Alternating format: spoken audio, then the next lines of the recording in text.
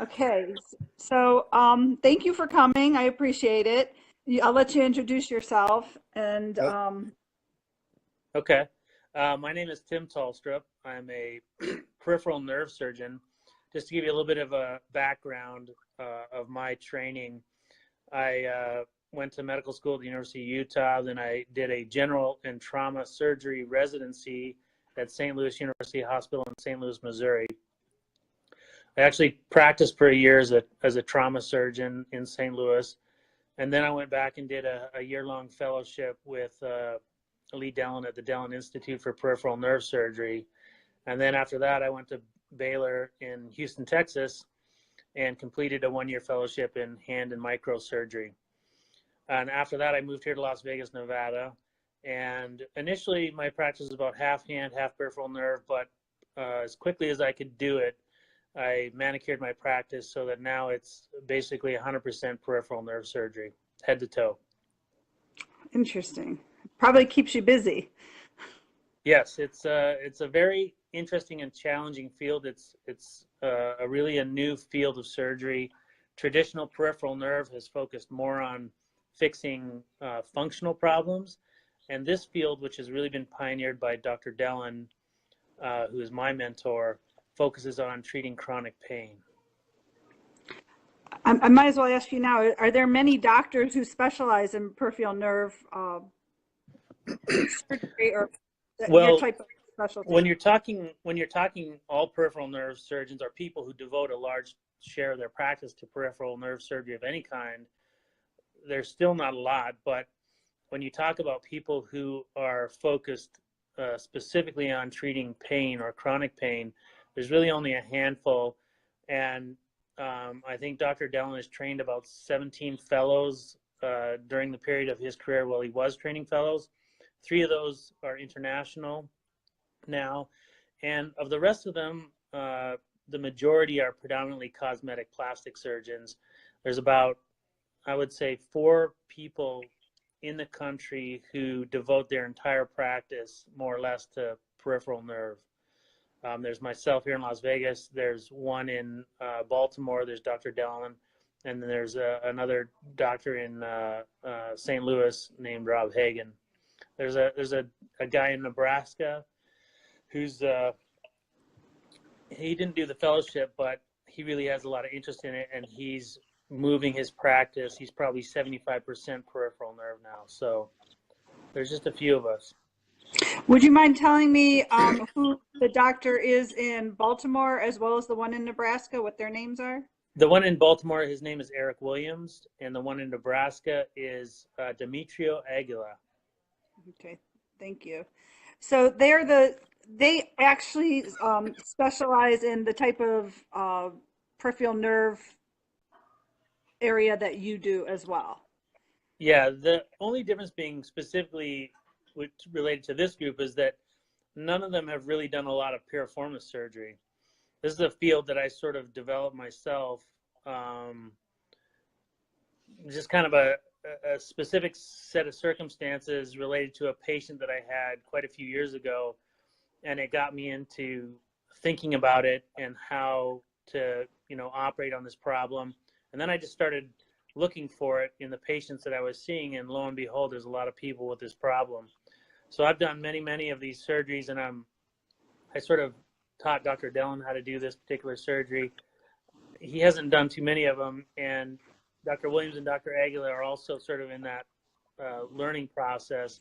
Dr. Aguilar has come out to see me do this in Las Vegas, and I'm sort of trying to help Dr. Williams from afar. I've sent him some videos and pictures of how I set things up and how I do it. I think he may at some point come out and watch me do a few as well. So we're working on trying to get other people to know how to do this operation properly. I guess what we'll do is we'll go down through the agenda, because I would like to ask you follow-up questions about this, but I'm afraid that we'll miss something else. So we'll come back to that later on in the presentation. Though I would like to discuss the pros and cons to having a peripheral nerve surgeon do this kind of surgery versus an orthopedic surgeon. But we'll talk about that later. So, maybe you could briefly tell us, can you discuss like what causes piriformis pain or piriformis issues? Because there is a difference between having actual piriformis pain and maybe actually develop something that becomes more chronic, which is nerve related, that becomes piriformis syndrome. So if you could just share. Well, I think, you know, like any muscle in the body, the piriformis muscle could potentially be subjected to tearing or a contusion. There are specific nerve sensors in tendons and muscles that sense stretch, and so you can have pain in a muscle if the muscle is damaged. That's a little bit different, though, than the type of pain that develops because the piriformis muscle is compressing the sciatic nerve. That's at its core, that's what piriformis syndrome is, at least in terms of the way I think about it. It's compression of the sciatic nerve, or for the sake of this discussion, since we're talking to all pretty much lay people, I think it's easier just to say sciatic nerve is the nerve that's being compressed.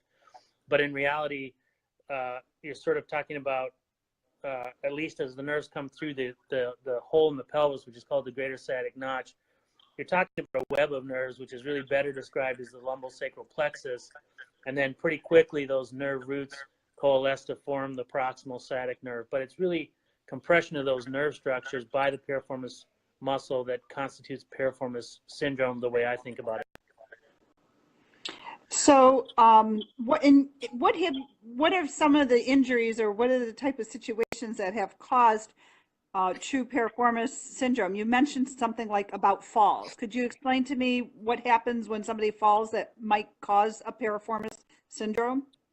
Yeah, you know, when somebody falls, there's one way that it can happen is if they land directly on their buttocks. So significant blunt trauma to the buttock area can injure muscle tissue. It can cause bleeding.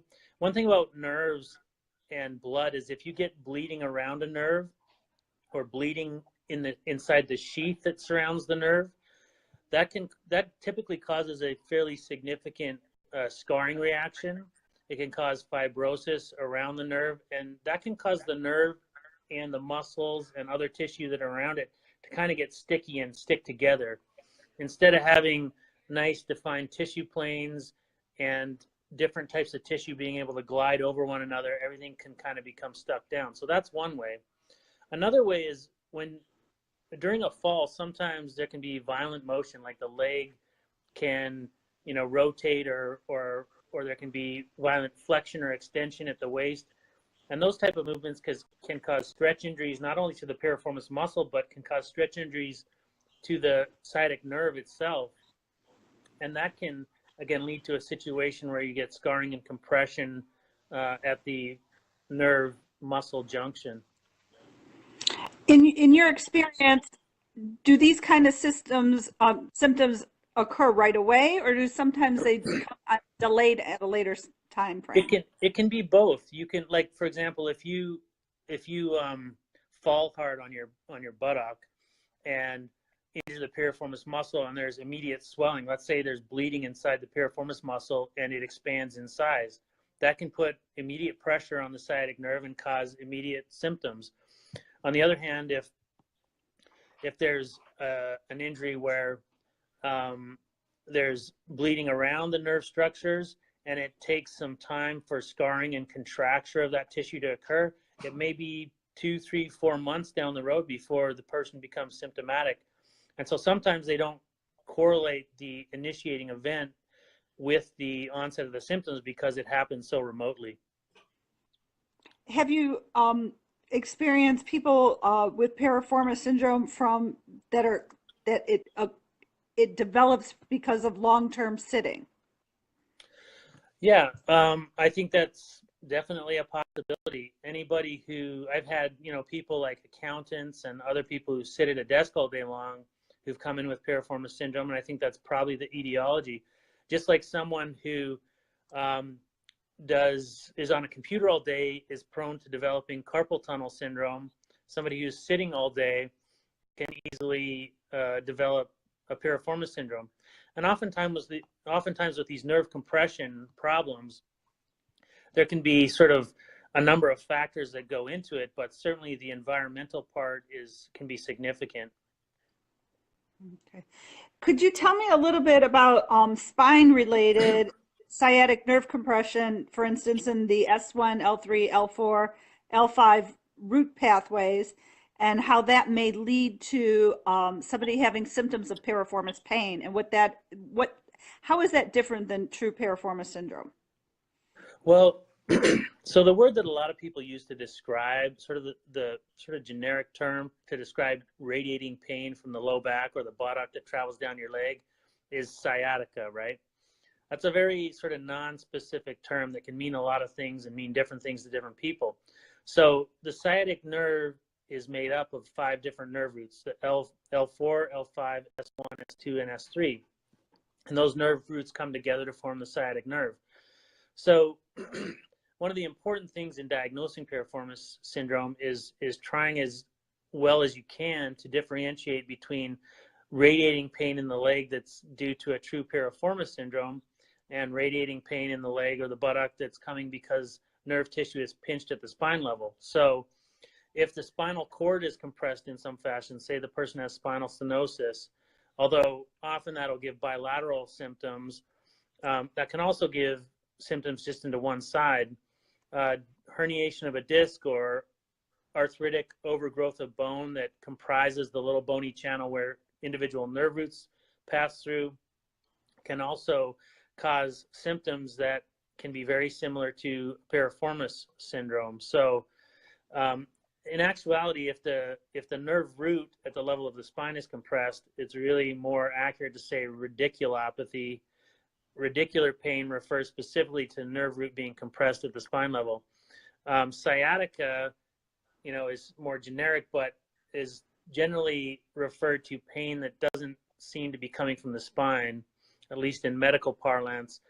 So any other pain that sort of is in the buttock or radiates anywhere is often termed sciatica. Somebody asked a question, and they asked, if you had spine surgery and you had trauma from the spine surgery, could that cause piriformis syndrome? Well, I guess the answer to that would have to be yes, but like if you've had a spine surgery and they actually damaged nerve tissue at the spine level, let's say they were doing an L5-S1 fusion and the surgeon actually damaged your L5 nerve root, that could leave you with sciatica pain that would probably not be amenable to taking out the piriformis muscle. On the other hand, it's not infrequent that, well, just as a general rule, if you're operating close to a tight anatomic space where a peripheral nerve can be compressed, just the instrumentation of the nerves and or the general swelling, inflammation, etc., that can occur and affect nearby tissue can cause a piriformis syndrome to develop. So you could have a lumbar spine fusion or some other type of lumbar spine surgery, and that could then lead to a compression downstream at the level of the piriformis muscle. Even though there hasn't been any true damage of nerve tissue at the spine level, you may have new symptoms related to a piriformis syndrome after your spine surgery. Okay. Could you explain, people who happen to have groin pain or signs of hip pain, can you explain, can they develop piriformis syndrome? And is that something that, like, how do you differentiate the difference between piriformis syndrome related to hip structural issues versus piriformis pain that is actually true piriformis pain, muscle syndrome, as it relates to the hip? I don't know if I could ask that right. Yeah. But well, I think the concept that you're trying to get across there is, how do you go about, if somebody presents with some kind of pelvic pain or pain that radiates down to the leg, how do you go about working that up, right? How do you go about making sure that, figuring out if the pain's really coming from a spine problem, or is the pain due to some type of pathology involving the hip joint, or is there a combination of one or more of those problems? I mean, there's nothing in the real world that says you couldn't have all three coexisting at the same time. So the way I like to work up patients who come to me with some type of, quote unquote sciatica pain is I always get an MRI of the lumbar spine to rule out that as best as you can with imaging. And it's actually pretty good. An MRI of the lumbar spine is a good way to more or less rule out a problem at the spine level. For me, if I don't tend to try and second guess the radiologist, I just go by the report. If there's anything troubling in the report that correlates with clinical symptoms, I typically send the patient for a formal spine evaluation by a spine surgeon who's expert at figuring those problems out. If the MRI rules out the back, then, one thing I do with all patients is spend a lot of time taking a careful history. And if a patient gives me any history that's consistent with hip pathology, that usually involves some type of anterior groin pain. Now, somebody who has a hip problem all by themselves could have both anterior and posterior pain, but in my experience at least, I've never seen anybody with just posterior buttock pain where the only problem was a hip joint issue. So if I suspect a hip joint issue, I typically will refer them to an orthopedic surgeon and get a full evaluation of that, MRI, imaging, maybe a diagnostic injection into the acetabular joint, etc. And then the one value of seeing a peripheral nerve surgeon for this is, for the patients that I see, I also do a complete lower extremity peripheral nerve evaluation. So that's sort of pelvis down. And there's a lot of additional information that you can get from doing that that really helps you to diagnose piriformis syndrome correctly versus some other problem. And that's sort of a big topic to go into. But if you're seeing a neurosurgeon or an orthopedic surgeon and they're trying to diagnose you, in some sense, they're flying blind because they're not evaluating the entire peripheral nervous system. And so they may be tricked into thinking it's piriformis syndrome when it's really not. So that's one of the dangers. But that's roughly how I go about working it up. Most of the time, people come to see me have already tried multiple rounds of physical therapy and some of the less invasive things like acupuncture, dry needling. There's, just you can think of anything you sort of have experienced in terms of what people have tried to fix this. If it's something besides piriformis syndrome, most of the time it'll already be resolved and they won't be in my office. So by the time they see me, at least, oftentimes every other stone has been turned over and they probably do have a piriformis syndrome. Mike asked a question here, and he wanted to know, after having hip replacement surgery, can you develop piriformis syndrome? And I guess I would ask that the same question, after any type of hip surgery, can you develop piriformis syndrome?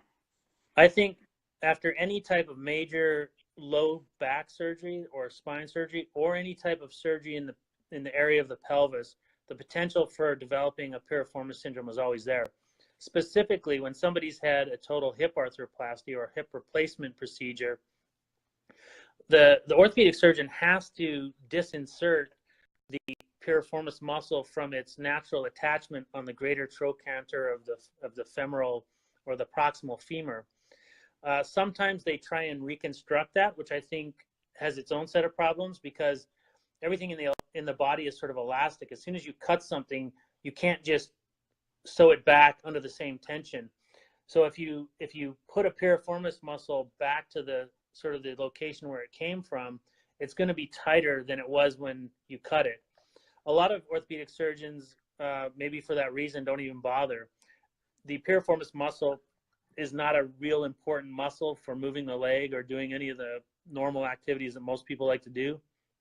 And so many orthopedic surgeons don't even bother reconstructing the piriformis muscle after they disinsert it off the femur bone. And the problem with that is I've seen a number of patients who've had a hip arthroplasty who then sort of develop sciatica type pain. And in every one of those cases, when I go in, the piriformis muscle has sort of wrapped itself around the sciatic nerve and has become a pain generator in that fashion. You have to remember that the piriformis muscle, the innervation to the muscle itself, comes from the medial aspect of the muscle or the side towards the spine, not the side towards the outside of the hip. And so if you just cut through the tendon, that muscle is still innervated and still able to contract. And so if it scars down or scars onto the sciatic nerve, when your brain tells the other muscles to, externally or internally rotate the hip, it can fire the piriformis muscle at the same time, and that can be a source of pain because it contracts onto the nerve or contracts and pulls the nerve. Can weakness of muscles, like weakness of the glute, post-surgically give you piriformis pain, which not necessarily will develop into piriformis syndrome? Because the piriformis muscle. I mean, pathology, mild to moderate pathology of the piriformis muscle. If you're just talking about some kind of pain in the buttock, that could be totally muscular and not really have anything to do with the sciatic nerve at all. On the other hand, people who have sort of mild to moderate forms of sciatica, where the piriformis muscle is compressing the nerve or irritating the nerve to a degree, many times those patients can control that pain and live a very functional life with just doing basic stretching and other sort of conservative management things for the condition. So it's all a matter of degrees. Mild to moderate forms can often be controlled using conservative measures, but there seems to be a tipping point, as with any nerve compression anywhere in the body.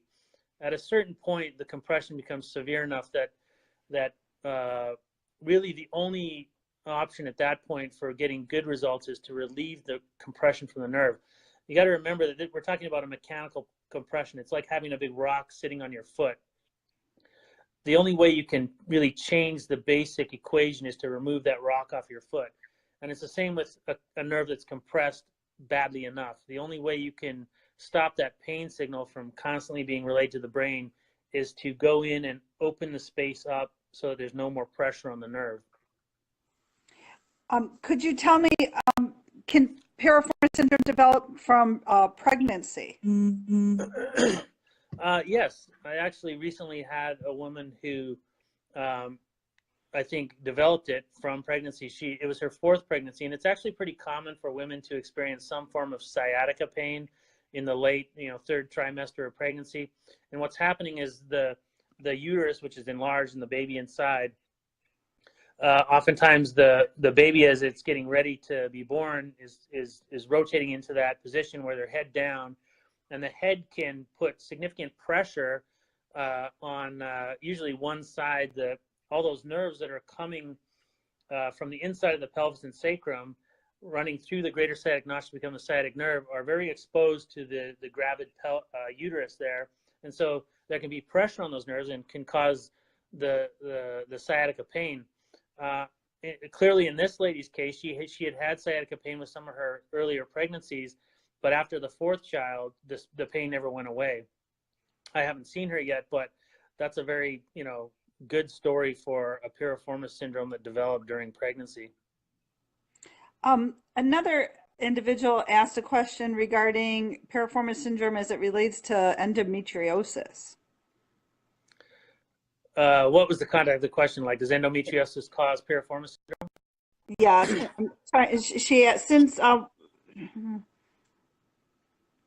I'm trying to find it. I have stage 4 endometriosis with Indian, I don't know what the word is, because I'm not a medical professional, adenomyosis and severely retroverted uterus. How I found this, my back piriformis, because it becomes severely painful. Could that be a cause of piriformis pain? I don't know. I would sort of say up front that there's a lot of things that could potentially cause piriformis pain, and it would be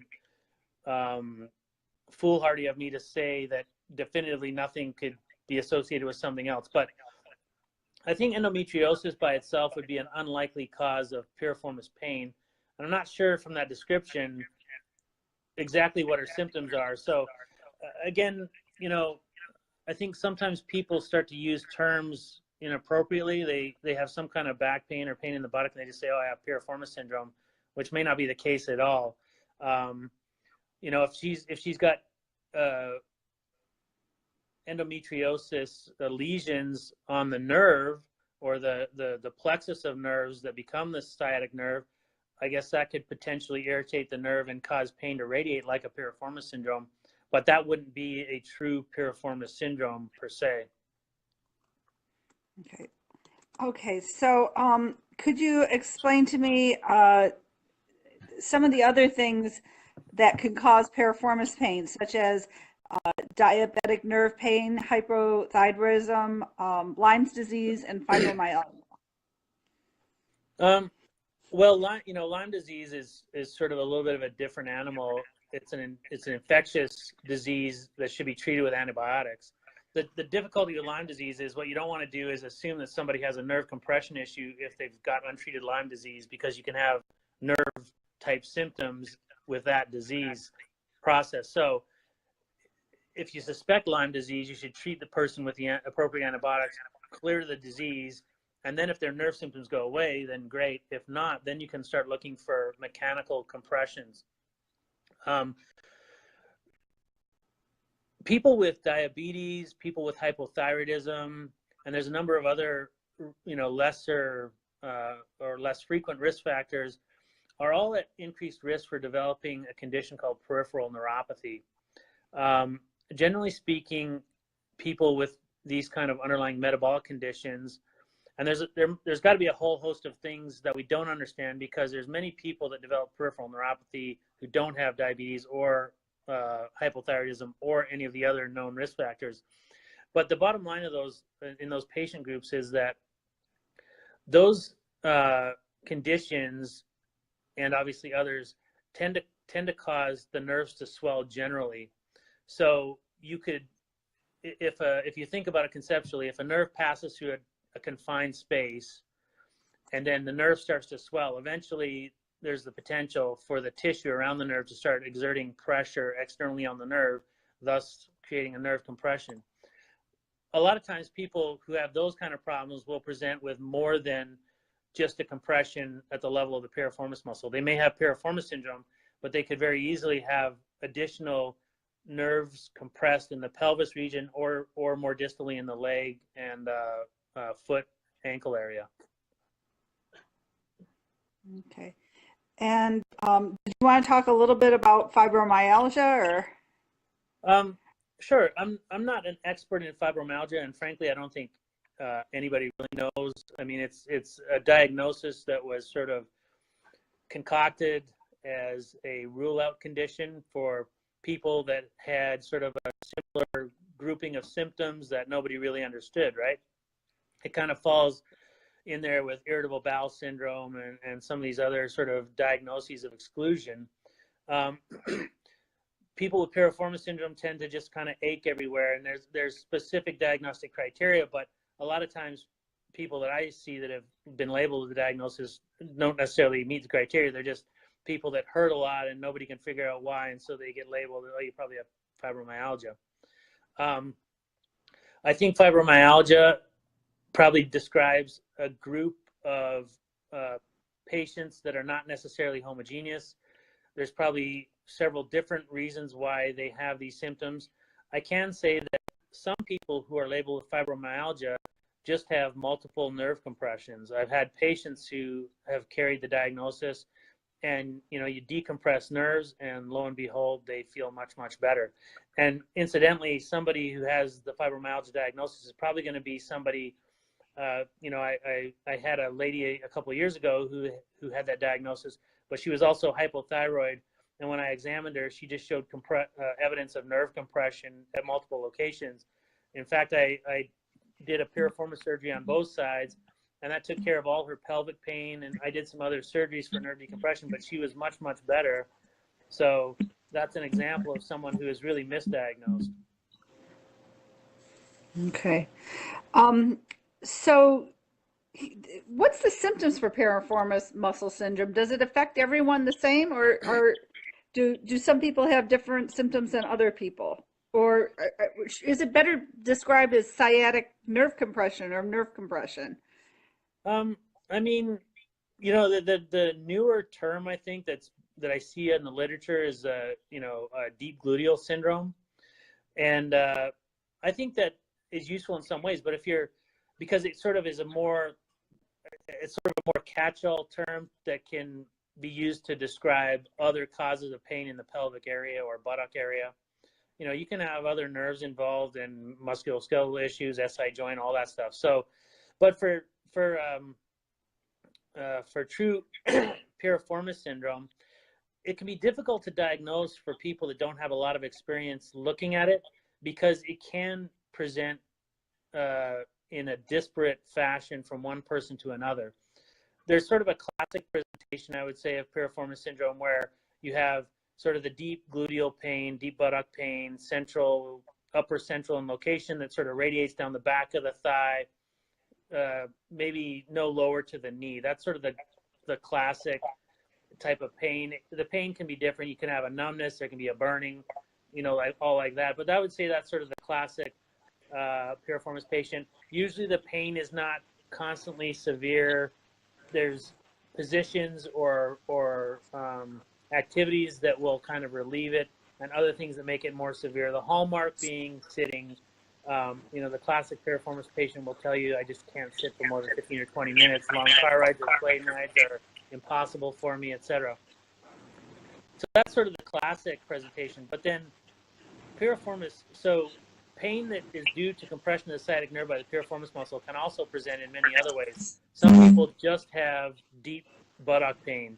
Some people will just have a feeling like the hamstrings are stretched or torn, or a problem with the hamstrings. I've had patients where the only pain they experience is pain behind the knee in the popliteal fossa. I've had patients that have only had pain sort of in the outside posterior aspect of the calf muscle. I've had patients where the primary feature is heel pain right in the bottom of the heel. So, and then, you know, some patients can sort of have pain in one area one day and more significant pain in another area another day. So it can present in a lot of different ways, and that can make it difficult for people who don't see it a lot to sort of judge, especially if you don't have the ability to do a good peripheral nerve evaluation. I remember you saying something to me, and very interesting. You said to me that what you noticed is people who have piriformis pain that's coming from the spine, generally speaking, will have radiating pain all the way down the leg, and nothing that they do, could you talk about that, would get them comfortable. Yet people who have piriformis syndrome have different breaks in the pain. Maybe you could explain. So sure. Generally speaking, and I say generally because one important thing to remember is that there's no presentation of piriformis syndrome and no presentation of true radicular pain that can't totally mimic one another. That's where some of the challenge is. But generally speaking, sort of some rules of thumb, a person who has a true radiculopathy, meaning the intervertebral disc has herniated and a piece of the disc is pushing on the L5 nerve root, for example, in the neuroforamina, that patient is going to classically present with a hot, searing, excruciating pain that goes all the way from the buttock down into the foot and maybe along the outside or the top of the foot into the toes. That patient will, when you look at them, they sort of look like they're in an order of magnitude more pain than your typical piriformis patient, and they cannot get comfortable no matter how they position themselves or what they're doing. It doesn't matter if they're sitting, laying down, standing on their head, walking, whatever. That pain just does not go away because there's unrelenting pressure of that disc on the nerve root. The piriformis patient, and again, I've seen piriformis patients who have that same presentation, but generally speaking, it's more of an intermittent presentation. So they may have constant pain, but it usually will wax and wane. Often it's related to doing specific activities like sitting or walking. And by the way, there's no sort of one size fits all with that, even though I would say that the hallmark feature of piriformis syndrome is pain with sitting. There's some patients who have no pain at all when sitting. Some patients only have pain when walking, or only have pain when standing, or maybe standing and walking are a problem, but sitting's fine. Or maybe sitting and standing is a problem, but walking actually makes it feel better, et cetera, et cetera.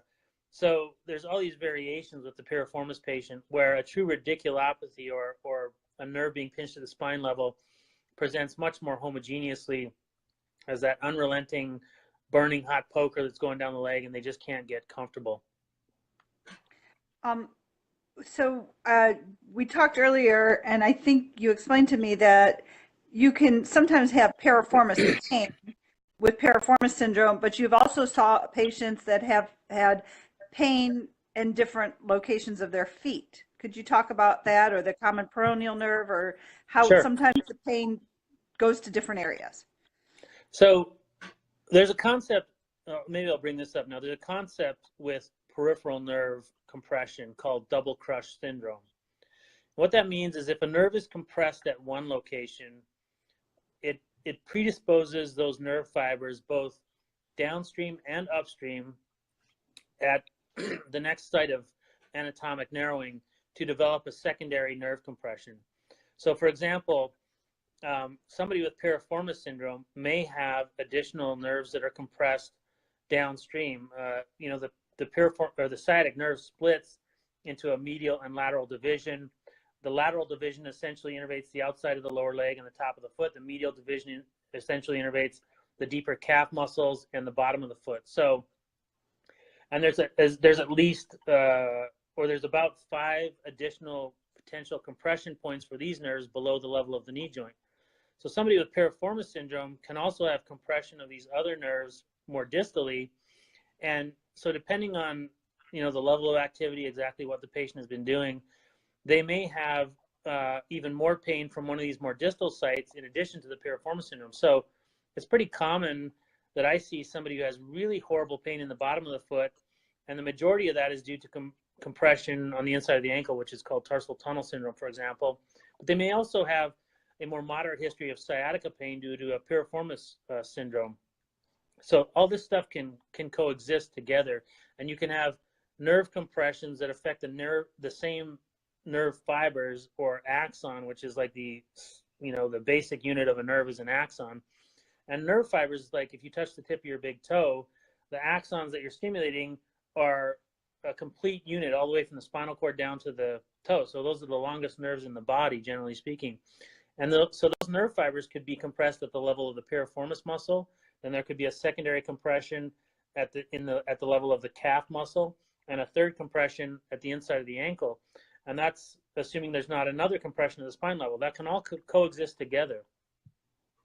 I think you explained something to me one time about the piriformis even being compressed only up your sacrum, also having a part of it radiates down to one part of the leg and a part goes to the other part of the leg. So depending on where it's rubbing could also affect what part of your lower extremity might be. Yeah, I mean the sciatic nerve is a big structure. It's generally bigger around than a person's thumb, and the specific anatomical configuration of the pelvic bone, the nerve, and the piriformis muscle can vary significantly from one person to another.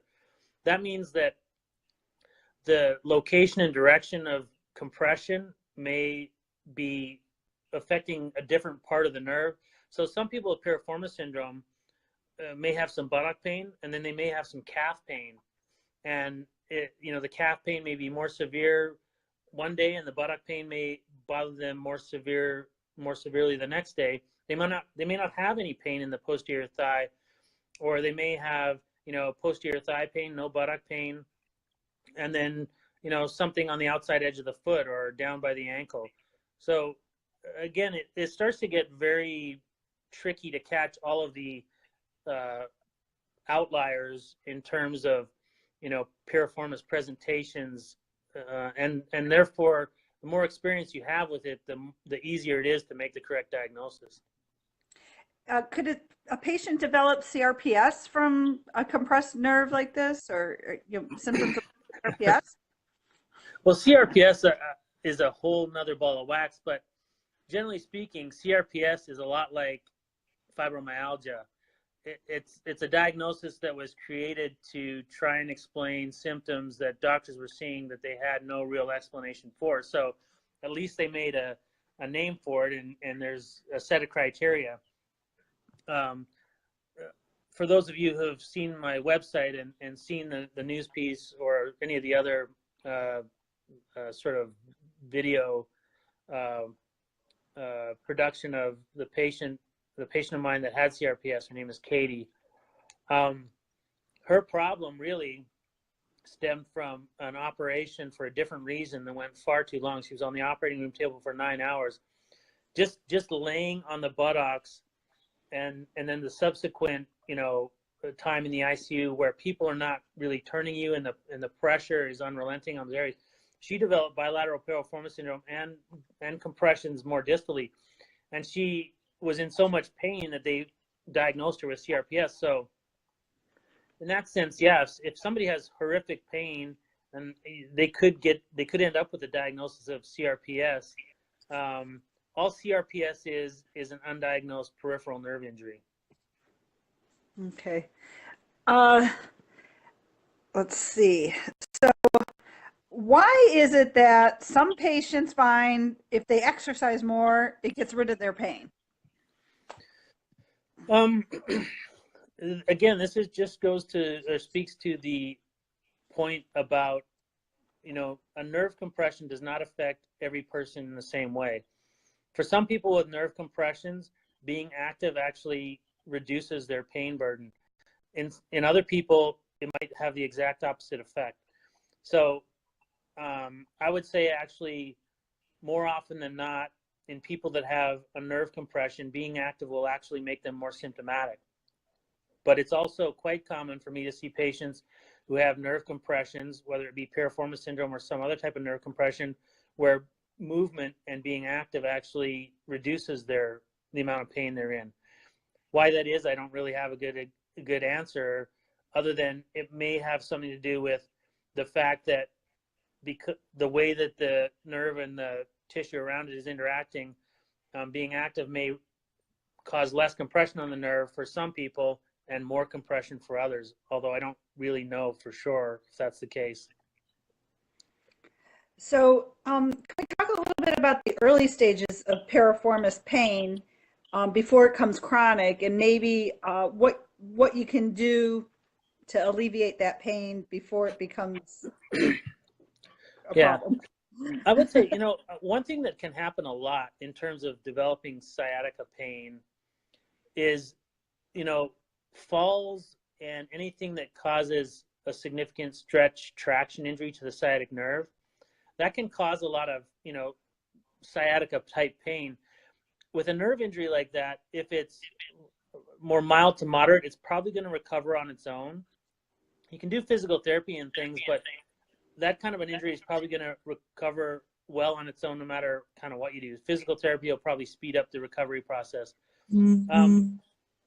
If you have piriformis syndrome that is more mild to moderate, you can sometimes, a timely steroid injection into the piriformis muscle or physical therapy early on can really, keep the nerve gliding and prevent significant adhesions from forming and resolve that problem for that patient. On the other hand, if the trauma mechanism is more severe, then I think that sometimes you're just going to develop a really hardened mechanical compression, and there's not much you can do about it with physical therapy and these other things. I would say the only way to know if it's one or the other is if you're starting to have symptoms, get in right away to do some of the more conservative things like physical therapy, like a steroid injection, etc. The problem is that a lot of times these peripheral nerve compressions they're going to be the last thing that's sort of recognized. So somebody who has a true piriformis syndrome oftentimes will get diverted into being treated for spine problems, SI joint dysfunction, torn hamstrings, any number of things other than the real problem. By the time all these other things have been ruled out, a couple of years has passed, and any chance to address the real etiology of the pain has long since passed by some of these more conservative measures. So once it becomes chronic, can an individual in the nerve is compressed, if the nerve is compressed and becomes hypertonic and the muscles really compressing that nerve, can they get better without surgery? Is there anything they can do to get better without surgery? I would say probably not. It's just like somebody who has severe carpal tunnel syndrome. Once that nerve compression is severe enough, the reason why taking medication or doing something like physical therapy or any other thing that's really not surgical is that, again, you're talking about a mechanical compression. If you have a string that's tied far too tight on your finger, that's going to cause pain. And it doesn't matter eventually it doesn't matter how much ibuprofen or physical therapy or whatever else you do, you really need to cut the string off your finger in order to be able to heal. So the time for conservative intervention is early on in the course of an injury that could eventually lead to a significant piriformis syndrome. Most people, I mean, the proof of that, the viewers here will know, if it's something that could be relieved without surgery, then it would have already happened, because most of these people have probably tried literally everything under the sun. Now, that's not to say that, I mean, you hear some stories about people that had it for 5 years and then they did something and it all went away. I think probably in that situation, you're dealing with something other than a true piriformis syndrome, meaning compression of the sciatic nerve by the piriformis muscle.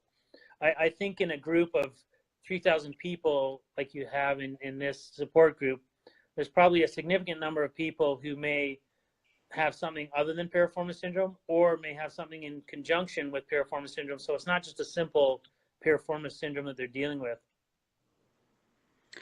So can you talk a little bit about stretching the piriformis muscle, and can it damage the piriformis muscle, too much stretching?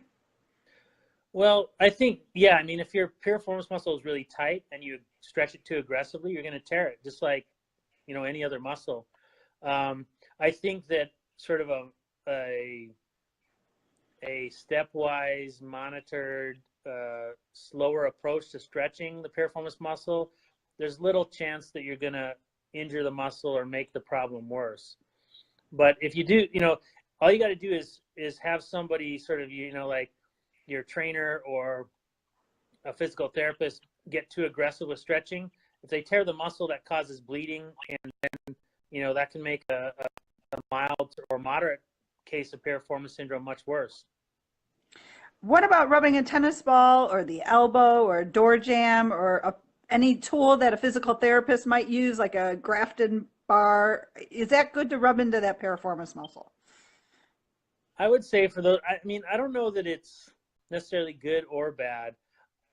From, the people that I've talked to that figure that out on their own, they don't generally give a history like, yeah, I started, sitting and rolling on a tennis ball, and every week that I did it, I got worse, and I just kept doing it, and I got worse and worse and worse. Usually it seems like, if anything, it gives them at least some temporary symptomatic relief.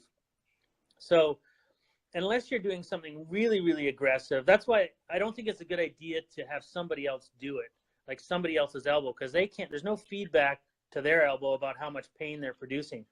For somebody who's doing their own, therapy, so to speak, by rolling on a tennis ball or, kind of getting the corner of the kitchen cabinet or whatever, and if that relieves it, I don't think there's much harm to it. It's not going to be a permanent cure, but if that's what, gets you through the next few hours, more power to you. I remember for myself, for instance, in the beginning, I would roll around on that tennis ball, and then I would do a stretch. And then after a while, it was like I was rolling around on a tennis ball, or actually the dog's Kong ball, like 24/7, and also trying to stretch 24/7. And I remember you saying something to me like, if it hurts, you better stop it, or you could damage it worse, or what happens why was it that it started off as just a mild rubbing on it, and before you know it, you're doing it 24 hours a day? Well, generally speaking, and this is sort of a truism for any nerve compression. Nerve compressions, once it starts, tend to get worse or over time. They don't tend to get better. So, you know, if you start out with sort of a mild case of piriformis syndrome and rolling on the tennis ball 15 minutes gives you 6 hours of relief, you know, in a year, most likely you're going to be rolling on the tennis ball, you know, a lot more and getting a lot less relief. That's just how nerve compression problems tend to go. They tend to get progressively more and more severe over time. It's kind of like a vicious cycle in a sense. Once the nerve starts to be compressed, there's things that happen within the nerve. The nerve becomes less able to repair itself. Axonal transport up and down the nerve is compromised. The blood flow to the nerve is compromised, and that can just have a cycle effect on itself that causes the symptoms to become worse and worse. Okay, 1 second. Barbara, if listening, please don't instant message me because it keeps disconnecting. Okay, because she's trying to cut it out, Barb. Sorry, but Barb, one of the things Barb was asking is what happens if rolling on the ball hurts? Should you be doing it? Yeah, I mean, I think if rolling on the ball is hurting you and not helping, stop. That's just common sense, because it's not doing anything good. It might not be really damaging the nerve more, but it's certainly not making you feel better. So I would just say don't do it. Okay. So one of the things that therapists would do for me or say to me is, I need to push on your piriformis muscle so that I'll get it to relax. And it would hurt like heck. I mean, it hurt. And eventually the muscle would relax. I don't know why, but it would. But I mean, he would use his elbow and then eventually it would just like relieve the pain. Yeah, I mean, I don't know if it is doing something with the muscle or if you just traumatize the nerve enough that it sort of like stuns it or something and you get some kind of temporary relief. I see a lot of patients who sort of who have nerve compression in a certain location who will apply pressure to the nerve and rub hard, and in so doing they get temporary relief from the pain. And I'm not exactly sure how to explain that, but the piriformis muscle, I think people give the piriformis muscle too much credit a lot of times for the clinical symptoms. The muscle's just sort of like it's an inert object. It's like a rock. The nerve is the brain. It's the computer system that's involved in this problem. So the piriformis muscle is just putting pressure on the nerve. The pain is primarily coming from the pressure on the nerve. It's the stimuli to the nerve that's causing the pain. So I think a lot of physical therapists do what they do because they don't know that there's another option. They don't know you can take the piriformis muscle out and resolve the problem completely. So, you know, they're just doing what they know how to do, what they've been trained to do, and what they think is best for the patient. But I don't think that when you have a serious piriformis syndrome, that really getting your elbow in there and mashing on that nerve is probably doing anybody any good. Well, I think it might help. It might help in the short term, but you're probably causing bleeding and more fibrosis and scarring around the area. Well, and I guess I could share my experience when they went in to do my piriformis release. When they released the piriformis from the trochanter, it was like a rubber band.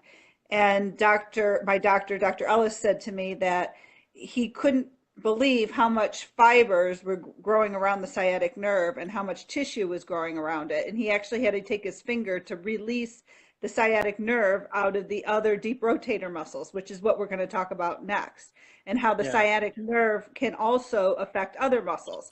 So briefly, are there other muscles that can be affected that mimics piriformis syndrome, or can the sciatic nerve also be entrapped in other muscles?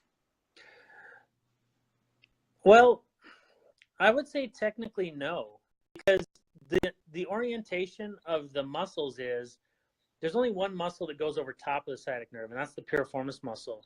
Everything else runs behind or deep to the sciatic nerve. And so, to compress something, you have to have pressure from more than one side. I guess it's possible if for some reason you had just a huge inferior or superior gemellus muscle had hypertrophied for some reason, and it was bowing up enough to sort of tent the sciatic nerve or put pressure on it, that could be a problem.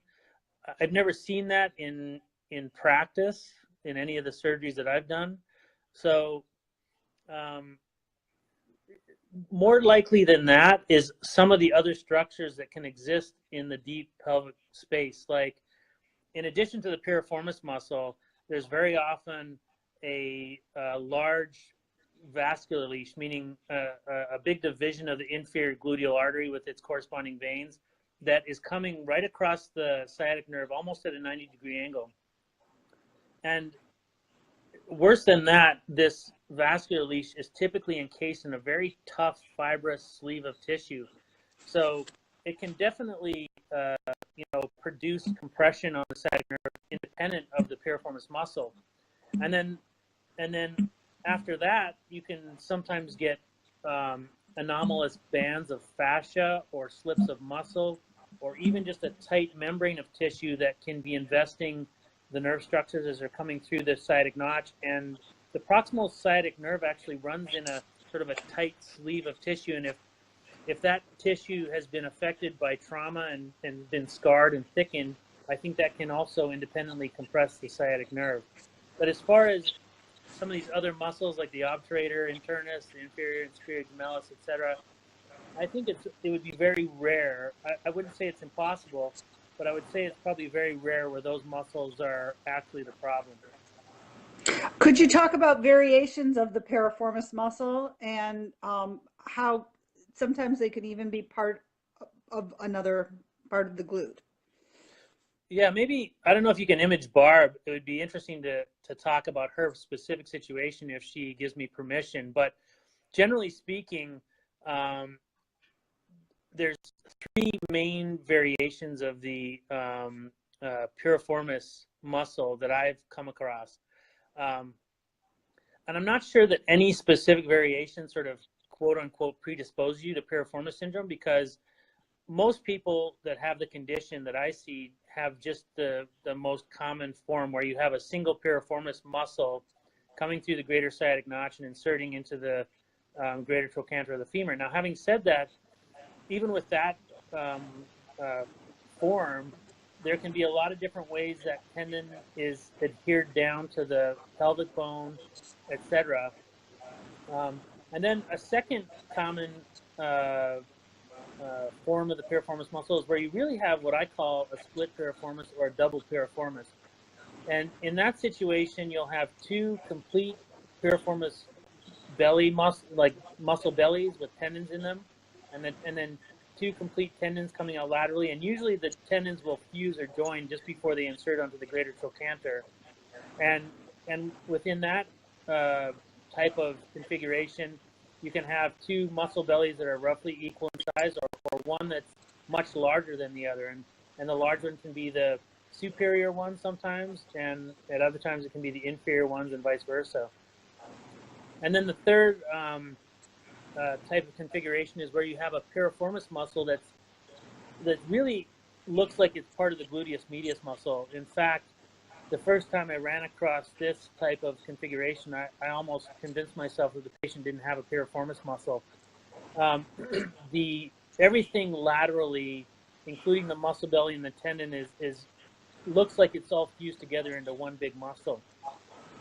And in order to find where the plane between the piriformis muscle and the gluteus medius muscle is, you have to go all the way to the greater sciatic notch, which is very medial, and then you can find the plane, because the piriformis muscle originates on the deep side of the sacrum and actually comes through the greater sciatic notch, whereas the gluteus medius muscle originates on the outside of the ilium. And so there's a plane between those two, and then you can work your way backward and wedge out the piriformis tendon from the common tendon of the two muscles. Well, that's interesting, because we talked about things that could cause pain in our buttocks, and in relationship to the nerves, for instance. Mm-hmm. I a lot of people will talk and they'll say that they're having, somebody will say, I have obturator, externus, issues. Is there other nerves that can cause pain in the buttocks, and also muscles that are in the buttocks that can cause similar pain that you've experienced that's not necessarily piriformis syndrome, but it's, the Well, gluteal syndrome? as far as muscles that can cause pain, sure. I mean, if you've torn your gluteus maximus or medius or your minimus or any of the other muscles that exist down there in that deep pelvic compartment, that could cause pain, just like if you tear your hamstrings or tear your quad muscles or your calf muscles or whatever. The thing about that is that a torn muscle should predictably heal with the appropriate rest and or physical therapy. So that should be more of an acute type pain that resolves in a reasonable amount of time. There's definitely a lot of other nerves. I would say, just to start out in this area of discussion, that the nerves that are coming to the greater sciatic notch, it's not really correct to say that it's a sciatic nerve. It's really a plexus of nerves. You have, all the nerve roots that are coming together to make up the sciatic nerve, but there's other nerves coming through there as well. The inferior and superior gluteal nerves. There's motor nerves that are coming off the sciatic or the plexus at that level to innervate some of these other nerves. There's the posterior femoral cutaneous nerve, and there's the pudendal nerve. And if the piriformis muscle happens to be compressing some of those fibers, you could get referred pain into one or more of those other nerve systems that's really still due to the pressure of the piriformis muscle on the nerve plexus as it's coming through the greater sciatic notch. Now, as you travel downstream, if you happen to fall hard on your buttock and develop piriformis syndrome, that's also a great way to injure the posterior femoral cutaneous nerve or develop a compression of the pudendal nerve. And, you have to know where those nerves go and what they innervate in order to sort of parse that out from a straight piriformis syndrome patient. So, yeah, there's a lot of other things that can cause pain. And then more superficially, you have the cluneal nerves. So you have superior cluneal nerves, and those nerves can be a significant source of low back pain, but the nerves actually innervate a large part of the skin and more superficial tissue over the buttock itself. So somebody with a superior cluneal nerve compression or injury can feel a lot of pain in the buttock. Now, if you question them carefully, they're going to usually be able to tell that it's a more superficial pain rather than a deep pain. But as an examiner, if you're not tuned to that, you may just hear them say, yeah, I have buttock pain, and then you're thinking, oh, they got piriformis syndrome, or maybe it's coming from the back.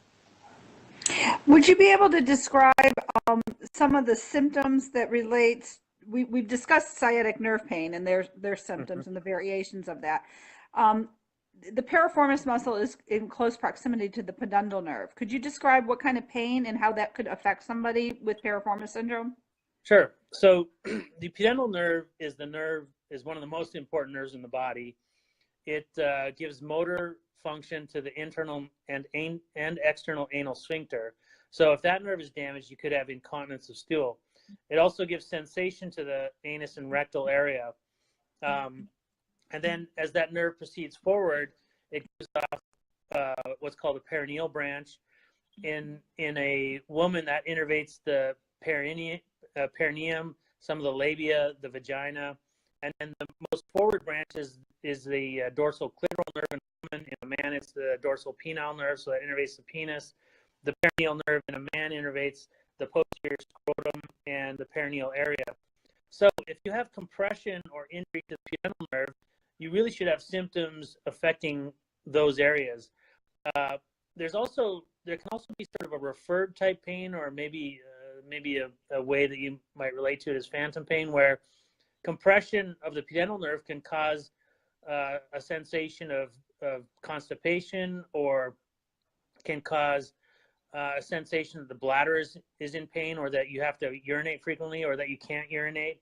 It just depends. It can be different in different people. So, but that's generally where your symptoms are going to be if you have a pudendal nerve compression. It can also cause sitting pain with a pudendal nerve compression due to direct pressure on the nerve between the sacrotuberous and sacrospinous ligaments. The posterior femoral cutaneous nerve is a more superficial nerve than the sciatic nerve. So Off that nerve tree comes the inferior cluneal nerves, which innervate the skin and sort of fatty tissue over the inferior buttocks. And then there's a main branch which goes down the back of the thigh, and that innervates the skin over the back of the thigh to about the level of the knee, generally speaking. And there's also a perineal branch which overlaps with the perineal branch of the duodenal nerve. That's why if you take one or other of those nerves out, you usually don't get numbness there. But a real common problem with the posterior femoral cutaneous nerve, which can be, it's more easily confused with the piriformis syndrome or something comes from the back, is if there's any trauma to the buttock area or the ischial tuberosity, which people commonly refer to as the sit bone. For example, if you've torn your hamstrings and had to have those repaired, very often that nerve can be damaged or be caught in scar tissue from the orthopedic surgeon repairing the hamstrings. Or even if the muscle tears and the nerve gets stuck down to it, it can cause a lot of pain. It can be very difficult to sit. It's usually a different situation though. People with a posterior femoral cutaneous nerve problem almost can't sit right away. Like as soon as they sit down, they want to stand up. It's immediate. Whereas a lot of times people with a piriformis syndrome are able to sit for a while, 10 minutes, 15 minutes or longer before the pain becomes significant enough that they want to stand up. So there are many other nerves in that area that can cause, buttock pain or pain to radiate down the leg. And it's important to know how to diagnose these other nerves and what to look for so you don't just fall into the trap of thinking that it's all piriformis syndrome and patients all need a piriformis release or removal of the piriformis muscle.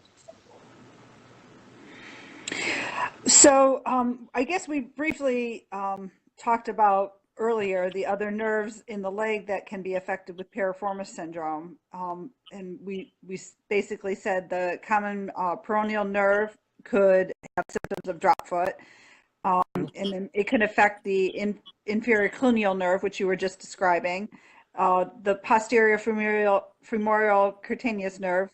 Can you talk about the tibial nerve and the medial lateral sterile cutaneous nerves? Yeah. And some of the other nerves? So the we'll put aside the posterior femoral cutaneous nerve. We sort of addressed that, but after that, as the sciatic nerve comes down the back of your thigh, the fibers that are running in that nerve really are responsible for all of the motor function below the knee level and most of the sensation of the nerves below the knee level. There's only one nerve that innervates skin below the level of the knee that is not a branch off the sciatic nerve, and that's the saphenous nerve, which is actually a terminal branch off the femoral nerve, and that nerve innervates your quadricep muscles, or the muscles in the front of your thigh that extend the knee. Everything else, so the common perineal nerve, the superficial perineal, deep perineal, the proximal tibial nerve, the posterior tibial nerve, the medial and lateral cerulocutaneous nerves, all those nerves are derivatives off the sciatic nerve. And all of those nerves can be compressed at additional sites further down the leg or in the ankle foot area.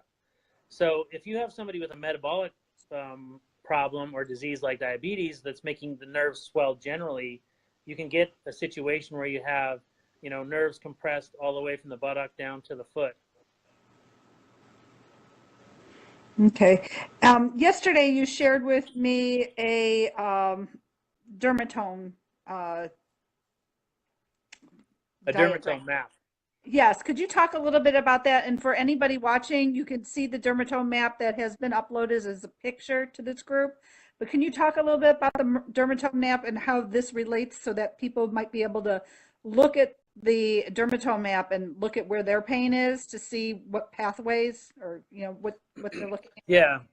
The dermatome map is important, but it's only half of the equation. It's like one side of the coin. It's important to understand the dermatome map, and what the dermatome map represents is if you look at the dermatome map, you'll notice that every sort of slice of the cartoon man is labeled with a number and a letter. So starting up at the neck, you have C1 through C8, and then T1 through T12, and L1 through L5, and S1 on down. What that signifies is that if you have a compression of the L5 nerve root, and of course this is a cartoon, so in real life there can be some variations, but generally speaking, follows it pretty closely. If you have an L5 nerve root compression because of a herniated intervertebral disc, so the compression is at the spine level, your pain should roughly approximate that strip as it runs down from the buttock, down the outside of the thigh, and then kind of down the outside of the leg and down over the top of the foot. If you have an L4, it's a little bit different, as you can see, if you have L3 or S1, et cetera, et cetera. The importance of that is that that's different than how an anatomic nerve compression presents. Now, I will say that piriformis syndrome is probably the hardest one to differentiate because it can fairly closely approximate a dermatomal distribution.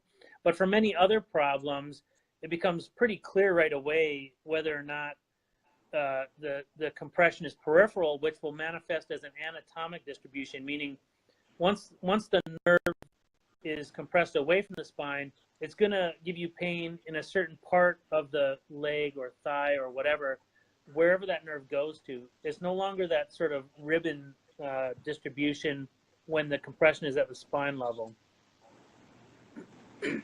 Okay. So our next topic was other causes of buttock pains. After that, we're going to talk a little bit more about diagnosing piriformis. But I guess what I'm going to do at this point, I'm going to list each one. If you have any comment for each one, just go ahead and feel free to. Okay. Other causes of butt pain could be weakness of muscles, glute medius, glute maximus, tensor fasciae latae, iliotibial band, psoas major, iliacus, rectus femoris, and the lumbar multifida. Multifida, yeah. Multifida. So I would say yes. Definitely any and all of those muscles can be involved in some kind of weakness or pain. But if that's really the diagnosis, the patient will get better with the appropriate physical therapy. One of the problems with, generally speaking, with most doctors and other ancillary medical personnel like physical therapists and chiropractors or whatever, they're almost uniformly very ignorant of peripheral nerve anatomy. And so a lot of times, a problem which is actually a peripheral nerve problem will be mislabeled as some kind, like iliotibial band syndrome is a classic one. For patients who have neuralgia parasitica, which is actually compression of the lateral femoral cutaneous nerve. The lateral femoral cutaneous nerve innervates the skin over the outside front half of the thigh, extending towards the side of the thigh and even into the buttock area. And so compression of that nerve can be misdiagnosed as a hip problem or an IT band problem or even a knee problem because it's a big nerve and it can present in different ways. I've seen patients who've had both hip replacement surgery and knee replacement surgery for an injury or a compression of that nerve. So there certainly are legitimate musculoskeletal reasons for pelvic or buttock pain or pain in the back of the thigh or whatever.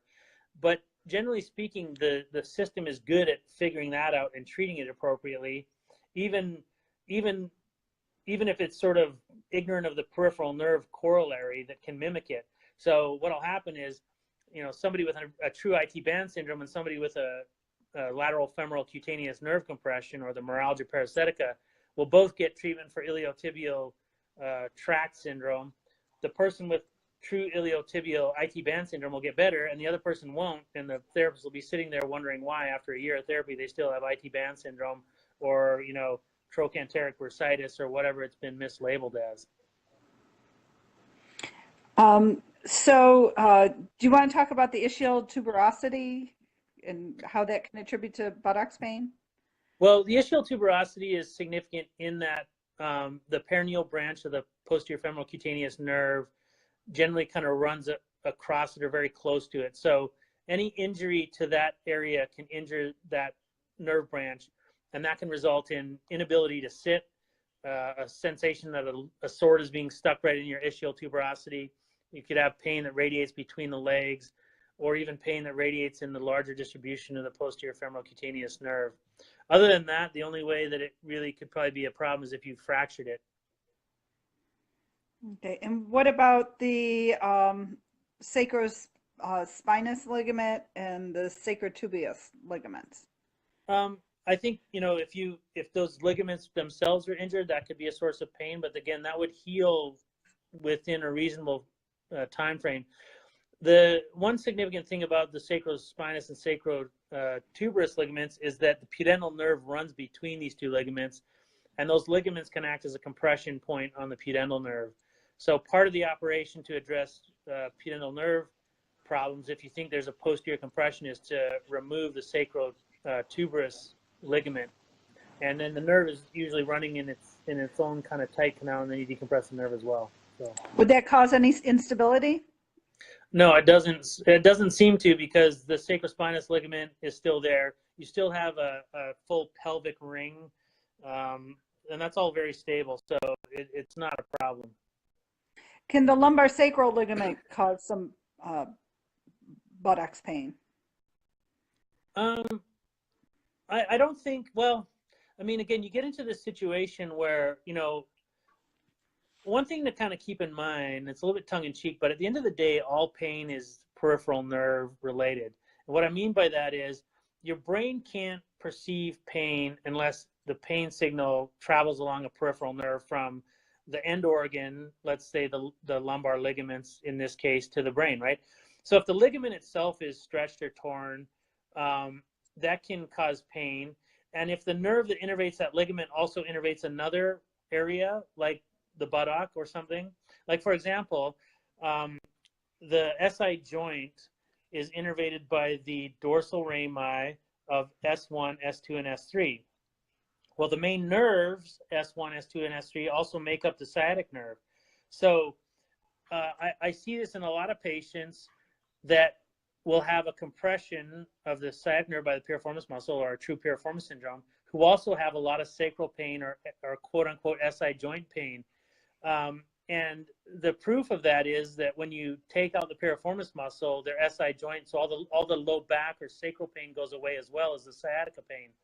And what that proves is that, at least in some people, that's a referred pain coming from or referring through the same nerves that go to the SI joint, but there's really not a problem with the SI joint itself.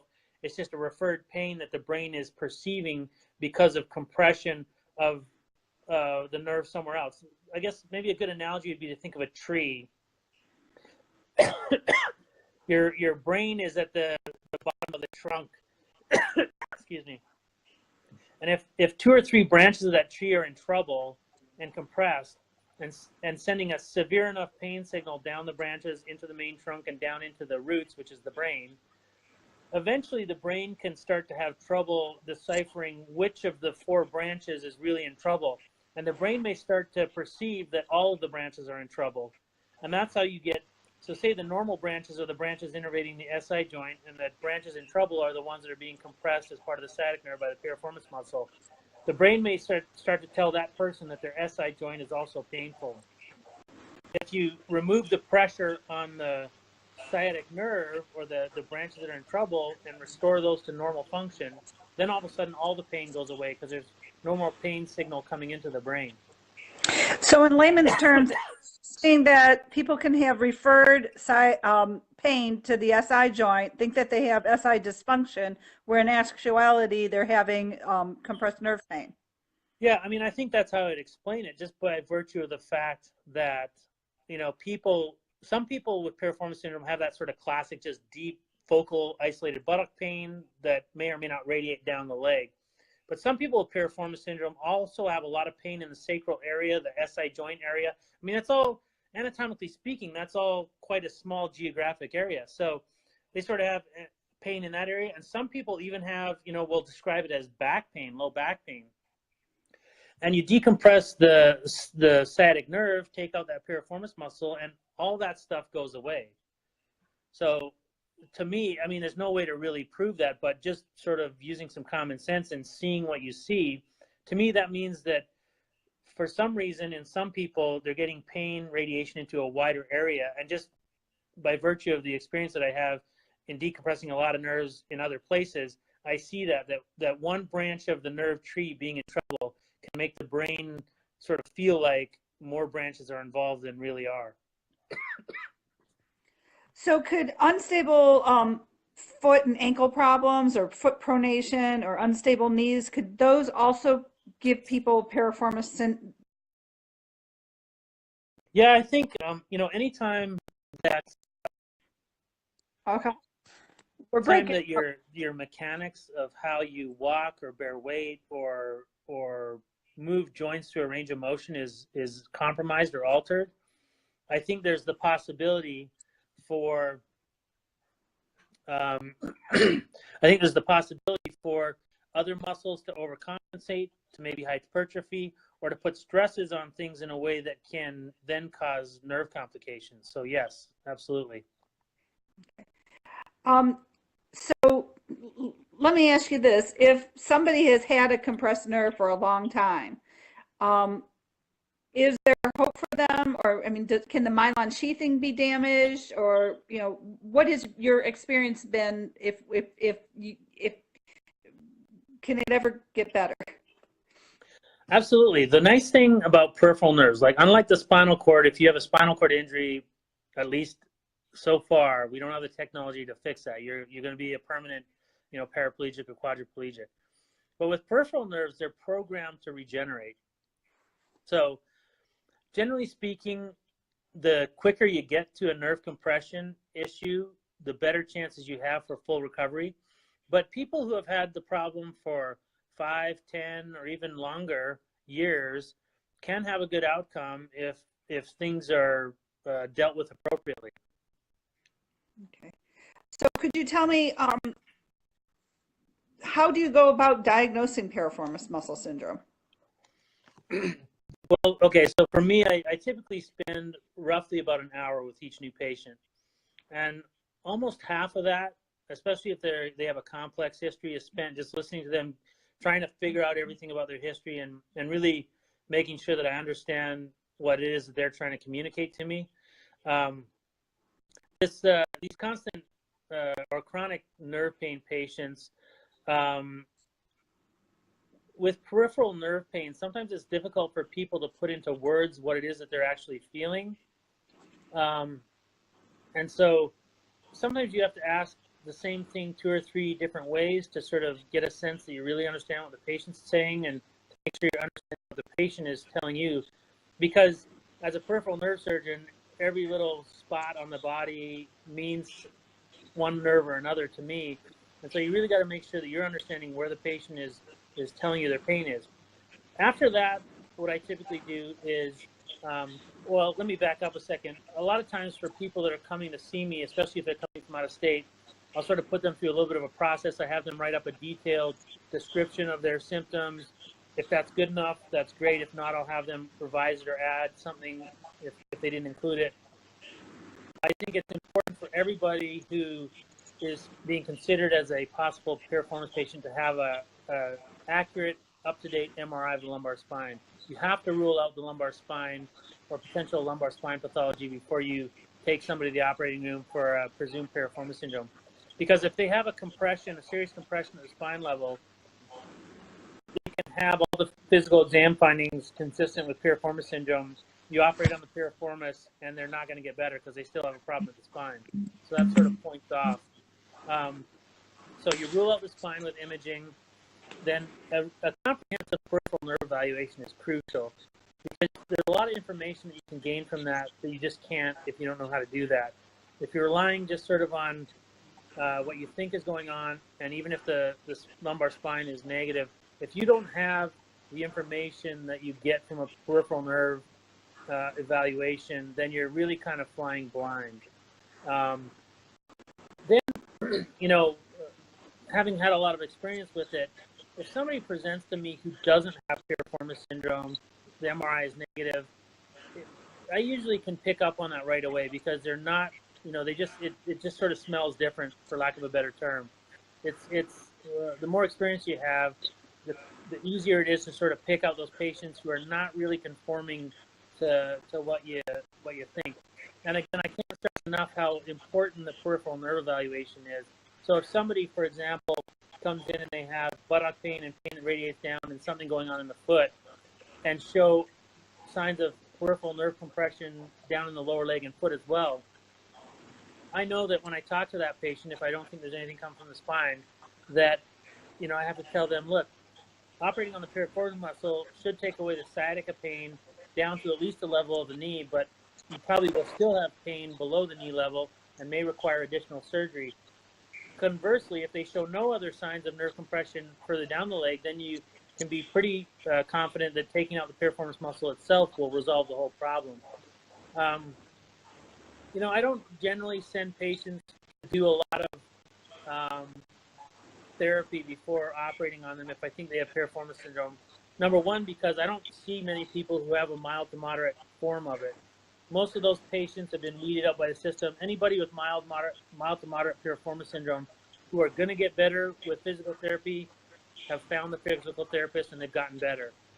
Generally speaking, I'm seeing the patients who have, you know, severe chronic forms or really complex forms where piriformis syndrome is only one part of the puzzle. And, you know, I think it's kind of a waste of time to have those patients go do pelvic floor exercises for 3 months and do another trial of physical therapy. I think people who are working up patients like that or treating patients like that, they do that because they really don't have the benefit of being able to interrogate the peripheral nervous system. So there's many more question marks in their mind, and they can't sort of just hone in on the problem. And so they're sort of shotgunning everything and trying to, even in a medical legal sense, protect themselves, saying, you know, I turned over every other stone that could possibly be the problem before operating. Can we talk a little bit about the different ways that people have been going through getting diagnosis? For instance, the MR neurography or the high resolution 3T MRI, which actually shows nerve imaging. Is that a good way of diagnosing piriformis syndrome? I think with any imaging study, it's just one data point to refer to. I wouldn't necessarily say you can make the diagnosis or rule out the diagnosis based on any specific MRI imaging study. An MR neurography can be useful if you have somebody who's sort of an atypical presentation. You may be kind of questioning the diagnosis, and then you get that and it shows obvious inflammation of the sciatic nerve at the level of piriformis muscle. Then all of a sudden, okay, let's say maybe their diagnostic injection didn't work, but the MR neurography confirms the diagnosis. Then you're like, okay, that's another data point. It makes me more convinced that doing the surgery is worthwhile. So I think EMG nerve conduction study is basically useless for picking up piriformis syndrome. MRI imaging can be useful, and I think it's something that should be always contemplated. I often will get it. I always get the MRI of the lumbar spine. An MRI of the pelvis, even a regular one can sometimes be useful, especially if there's a history of trauma with some type of fall or blunt trauma to the buttock, because not infrequently you'll see sort of some kind of anomaly of the piriformis muscle. So even though you're not getting direct visual evidence of the nerve being in trouble, you can often infer a problem with the nerve by the fact that the muscle is twice as large on the affected side as the non-affected side, for example. You know, what about these patients that wind up showing that their piriformis muscle has atrophied completely? Yeah, I think in the context of somebody being symptomatic on that, that's good evidence that there's a problem, because if something atrophies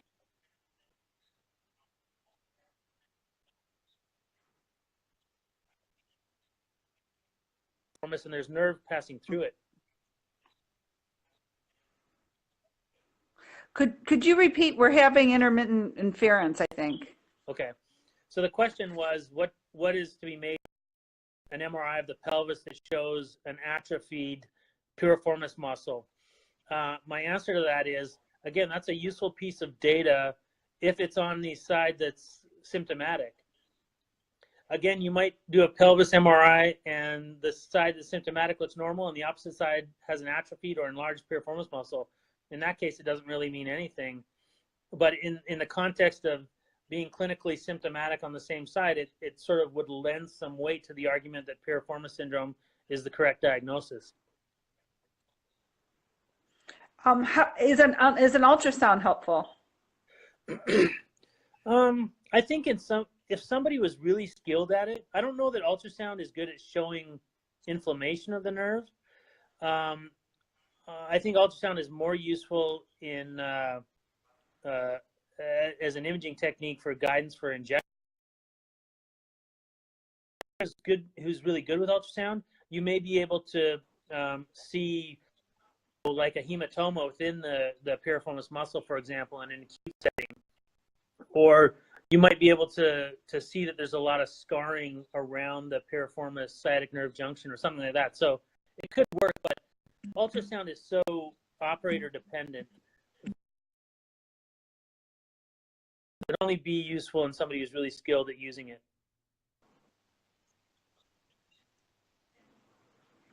Okay. What about a CT scan? Again, I think CT scans are probably less useful than MRIs because they don't image the soft tissue as well as an MRI does.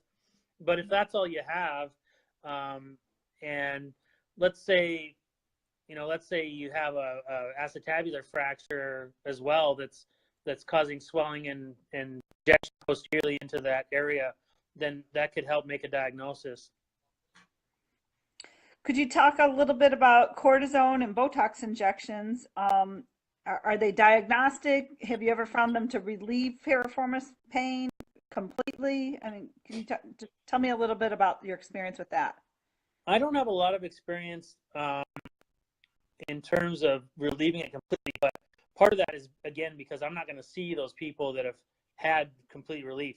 Now, I do recall certain situations where I've talked to people who have other problems that they're seeing me for, where in the history they'll say, yeah, I had an injection in my piriformis muscle and went away completely and hasn't come back.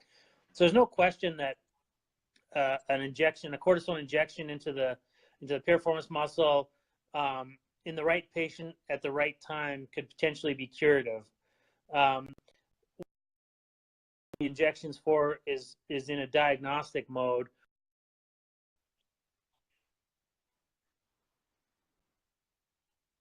I want to try and confirm that. I frequently, probably 80% of the time at least, will refer that patient for a diagnostic injection into the piriformis muscle, and that typically involves a combination of and a steroid. And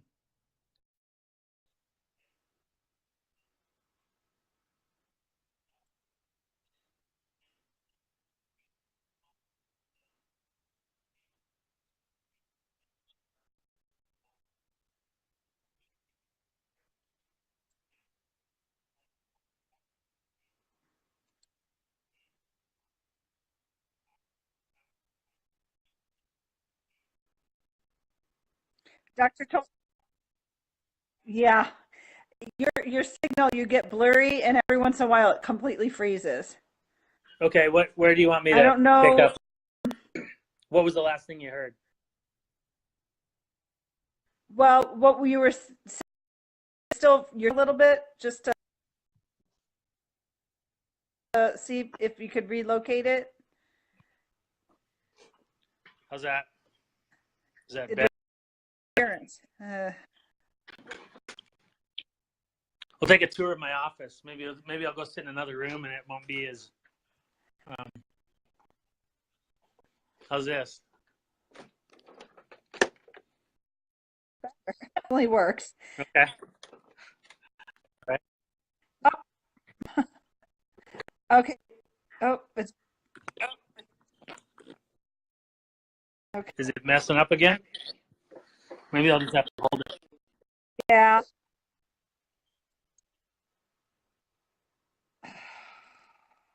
Nuts. Okay. Well, it is freezing. Yeah, I don't, all of a sudden it started to have some bad reception, but let's try to continue and see how it was. It is better. But cortisone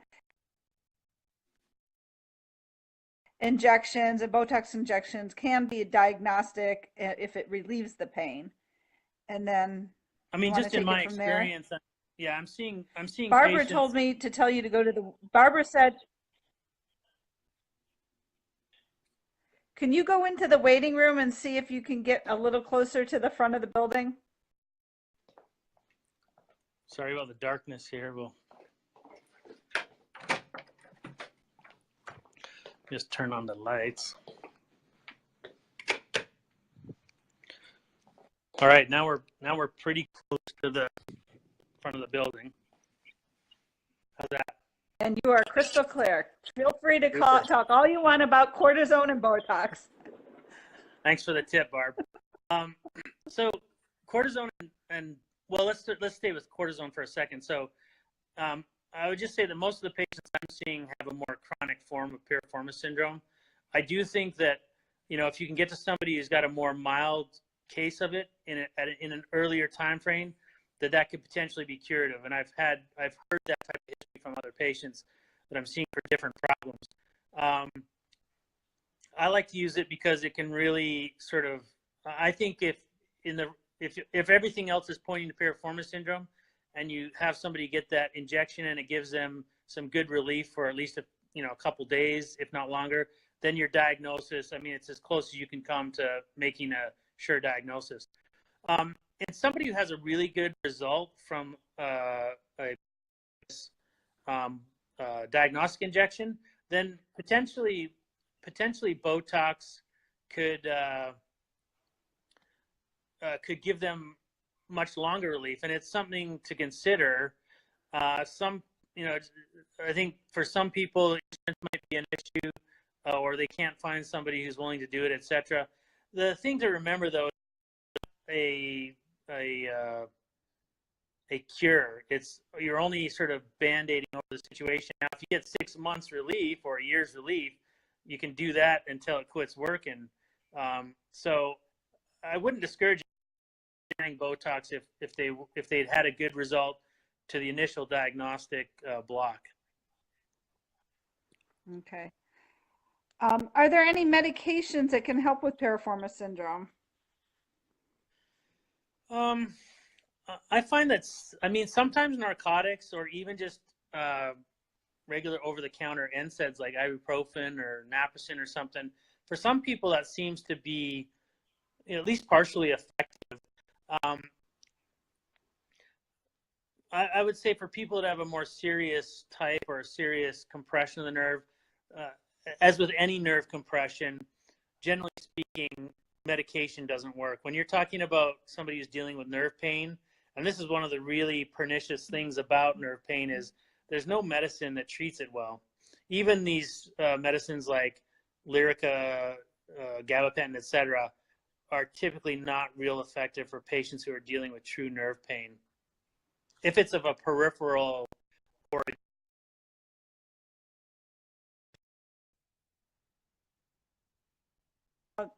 the nerve pain? Yeah, for the nerve pain. I just, in my experience, there's not a great medical remedy for serious nerve pain. Can muscle relaxers help? Again, I think in some people they probably do help. So, for example, like if you don't have access to a surgeon who can take your piriformis muscle out, my advice is whatever works for you, do it. Like nothing is off the table. If medical marijuana works, do it. If you can't get to somebody who can take it out, you got to do whatever it takes to try and minimize the symptoms. Some of the things that I've heard other people try are lidocaine patches, magnesium supplements, Epsom salt baths. Sometimes for some people, ice helps. For other people, heat helps. Yep. It just depends on what the circumstances are. Yeah. Okay. I was just going to say, for somebody who's getting good relief with a lidocaine patch over their buttock, that would prompt, in my mind, an investigation for maybe a superior cluneal nerve issue, because anatomically speaking, lidocaine shouldn't be able to do anything really for a compression of a sciatic nerve by the piriformis muscle. But if your buttock pain is coming from compression of the superior cluneal nerve, let's go to the superficial structures over the buttock, and a lidocaine patch may actually be able to resolve that pain quite well. So it's just a little wrinkle there. What about a lidocaine patch, for instance, if it could you be relieving your symptoms from a spine compression? You're cutting out there. You cut out there for just a second. Just repeat that question again. Some people put the lidocaine patch on their piriformis muscle could that be a symptom that still gets relief from the lidocaine patch, but your root cause could be up higher in the spine even? I guess it's possible. I think it would be unlikely. It's not really. It'd be pretty difficult if you're putting your lidocaine patch right on your piriformis muscle. You're a talented person because it's deep down in the buttock. For most normal sized people, you're talking probably at least 5 to 6 inches deep from the skin surface to the level of the piriformis muscle. If you're a bigger person, it could be 8 to 10 inches deep. So when you're putting the patch on, you're relieving some kind of pain that's from an external sensory nerve that's more on the surface of your. Well, theoretically, yeah, because a lidocaine patch, what it's doing is it's delivering lidocaine, which is a topical anesthetic, directly to the skin, and it's being absorbed transdermally. And so it can be really effective if you have an injured nerve that innervates that patch of skin. But if you're talking about a pain that's coming from 6 inches below the skin surface level, there's no real way for that lidocaine to affect that. Now, having said that, if you have piriformis syndrome and putting a lidocaine patch on seems to give you some help, to go for it. Okay, so let's switch over to now. Let's say you have piriformis syndrome, and it's time for surgery. There's variations of different procedures that are out there. I'm going to piriformis muscle, which is what you tend to do. Others are open piriformis release surgeries, where they actually release the tendon, but they leave the piriformis muscles intact, and it's at the sacrum. The third is endoscopic muscle release surgery, which is usually done by a hip orthopedic surgeon, where he goes in and orthoscopically goes in and releases that piriformis tendon. And then there's also sectioning of the piriformis muscle release. Could you talk about those and the pros and cons of all of those, and what method has been most successful? Yeah, so as we know, there's Hal Martin, who is a proponent of the endoscopic approach to this disease, and what he advocates for is, as I understand it, is just a release. And there's a lot of other surgeons who've studied under him and are practicing the same approach. Conceptually, the problem with just releasing the piriformis muscle, and this goes for whether it's an open approach or an endoscopic approach, is the piriformis muscle is under tension, just like if you stretch an elastic band between 2 points. So if you go and cut the elastic band on one end, it just shrinks up towards the other end. And that's exactly what the piriformis muscle does. The problem is that you have not denervated the muscle. The motor innervation to the piriformis muscle comes from the medial side of the pelvis. And so what you have, or what you've left with, is a muscle that, with a tendon that's kind of floating in the breeze there, that's still able to contract. And I've done quite a few surgeries for people who have either had the muscle released, they've had a hip replacement procedure, or some kind of other pelvic trauma where that muscle has been released and then just kind of left to its own devices. Invariably, what I see is yeah. We're breaking up again. Okay. Darn internet.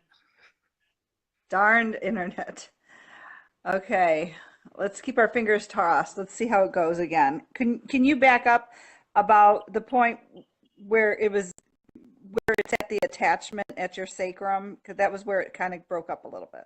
Okay, so the piriformis muscle originates on the sacrum, and that's also the side where the motor innervation, the nerves that make the muscle move, that's where it comes from.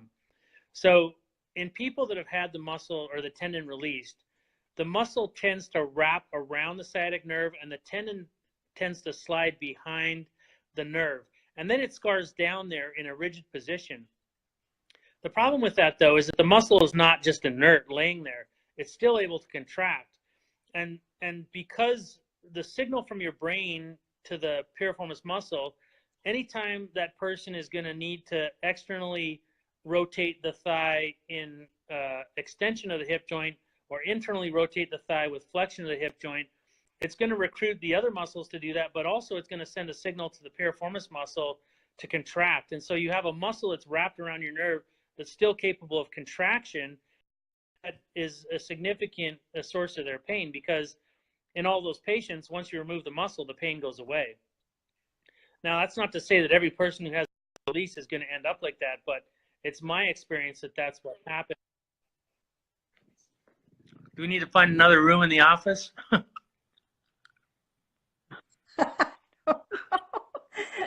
I guess I'm going to try to repeat what you were saying is what you said is that, when the piriformis muscle is left intact, it can create problems. It can have scar tissue. It can develop with fibers, and that there, when you move your leg, either an external or internal rotation, it could still wind up catching the sciatic nerve. Yeah, your brain is still capable of sending signals to make the muscle contract, but now the muscle is scarred and wrapped around the. So when it contracts, it's irritating the nerve. Now, can you hear me, Bart or Gina? Yeah, it just goes in and out. Yeah, really I wonder bad. why it is. That's irritating. So that's the release approach. The problem with the endoscopic approach is that I don't think you have really great visualization of what's going on.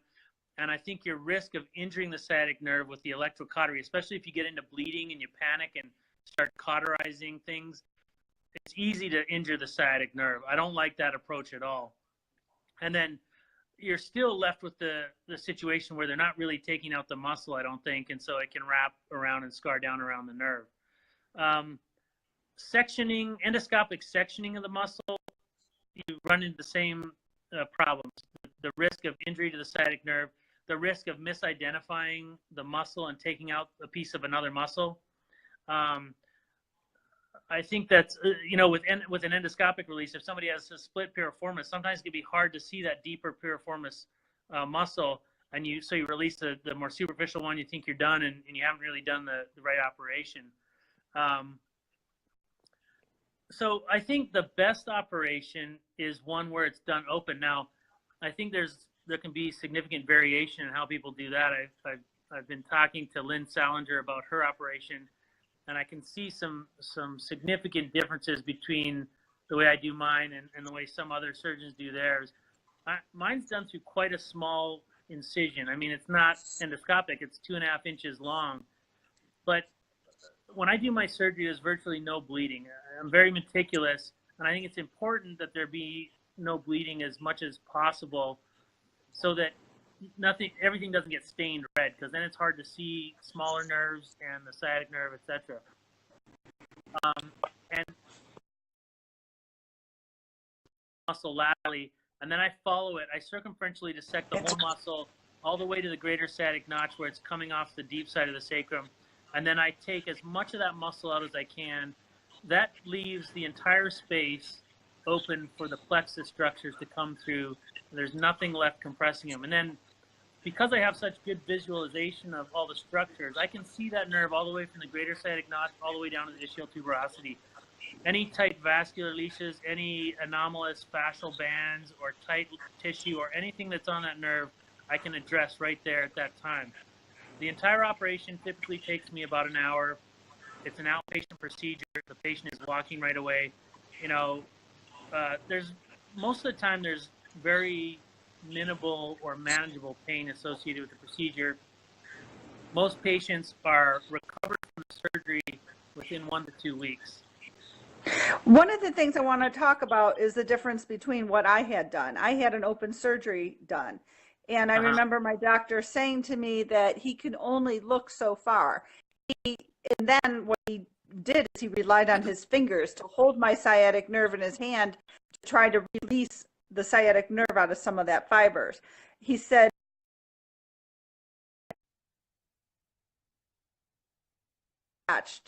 into the sciatic notch.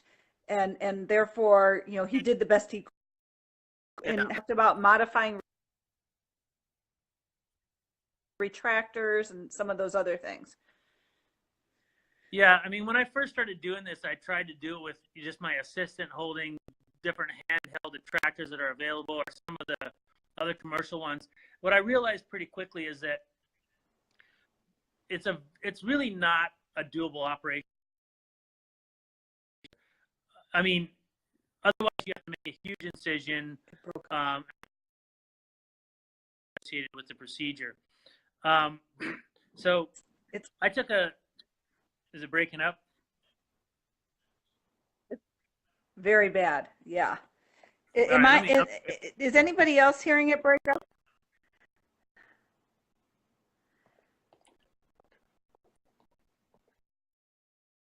I'm freezing.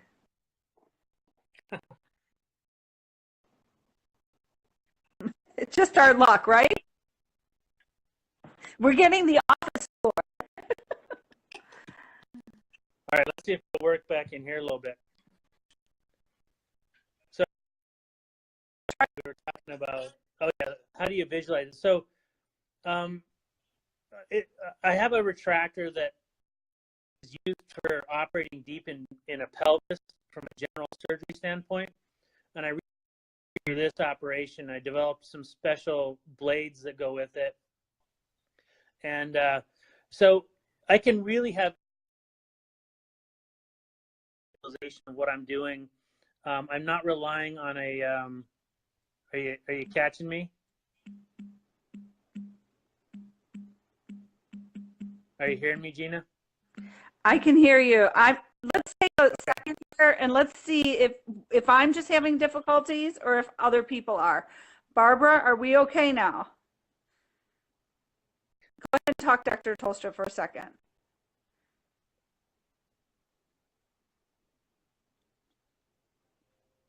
Okay, can you go ahead and see? I think maybe you're better off again. Are you frozen? No, I'm just waiting. Okay. I mean, I'm not frozen. The picture might be frozen. Okay, Barbara, are we okay again? I think we're back to being okay. Let's go ahead and talk about those retractors. We are fine. Yeah. Okay. So one of the keys to this operation is knowing where and in what orientation to make your incision. That's really what makes or breaks the operation, is where you cut skin. There's specific bony landmarks that I've figured out over time that will put your incision directly over the piriformis muscle. And that is key, because if you're even a couple centimeters off, either up or down, it really becomes a much more difficult operation. There's sort of a sweet spot where you can make the incision and it brings you right down on the piriformis muscle.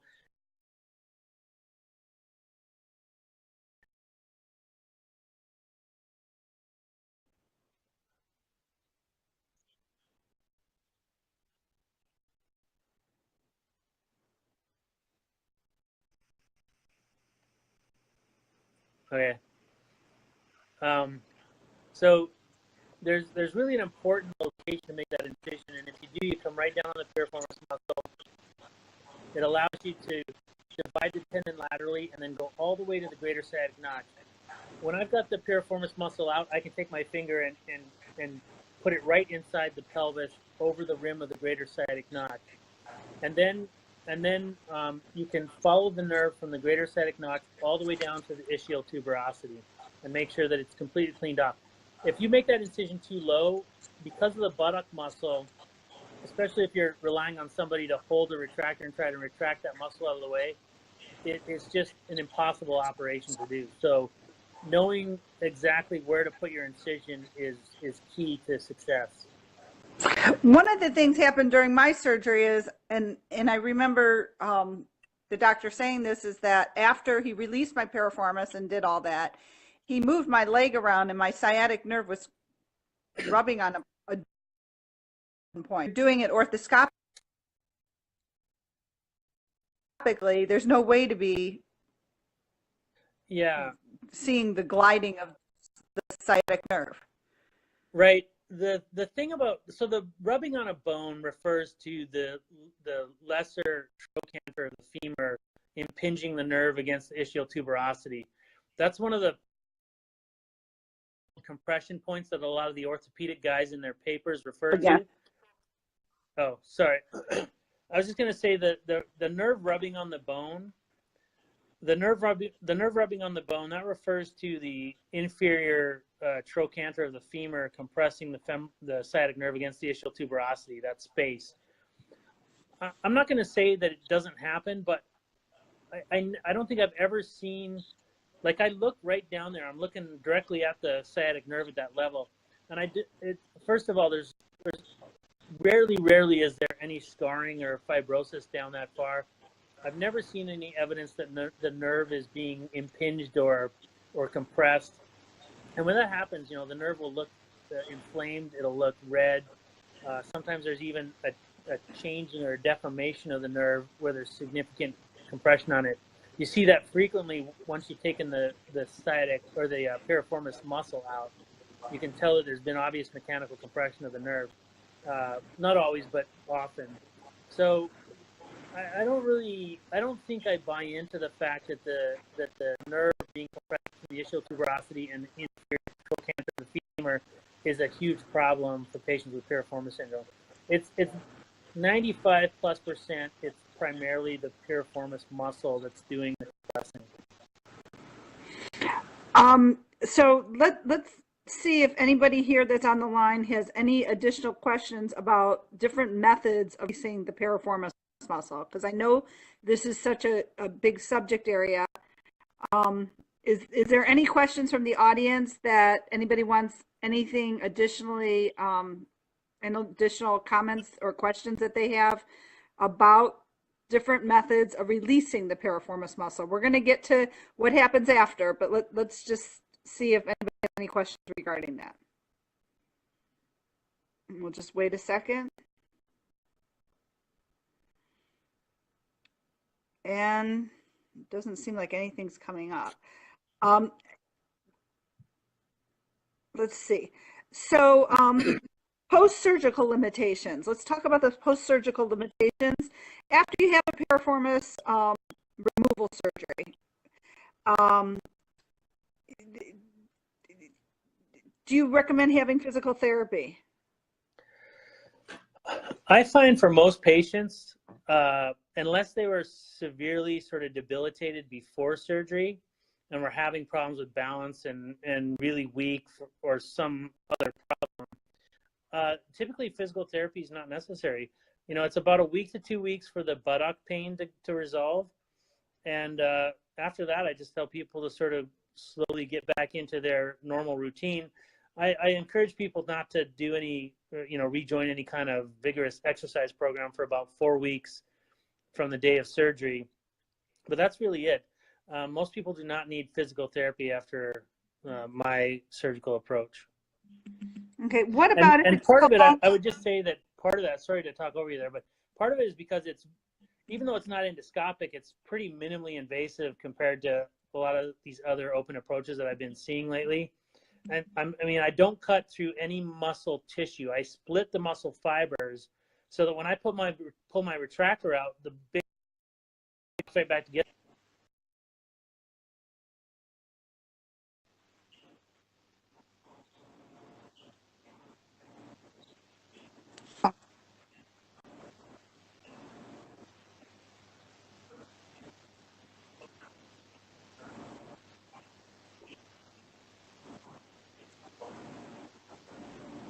Can you hear me now? It broke up. Yeah. Yeah, I get that blank look when it happens. I'm sorry.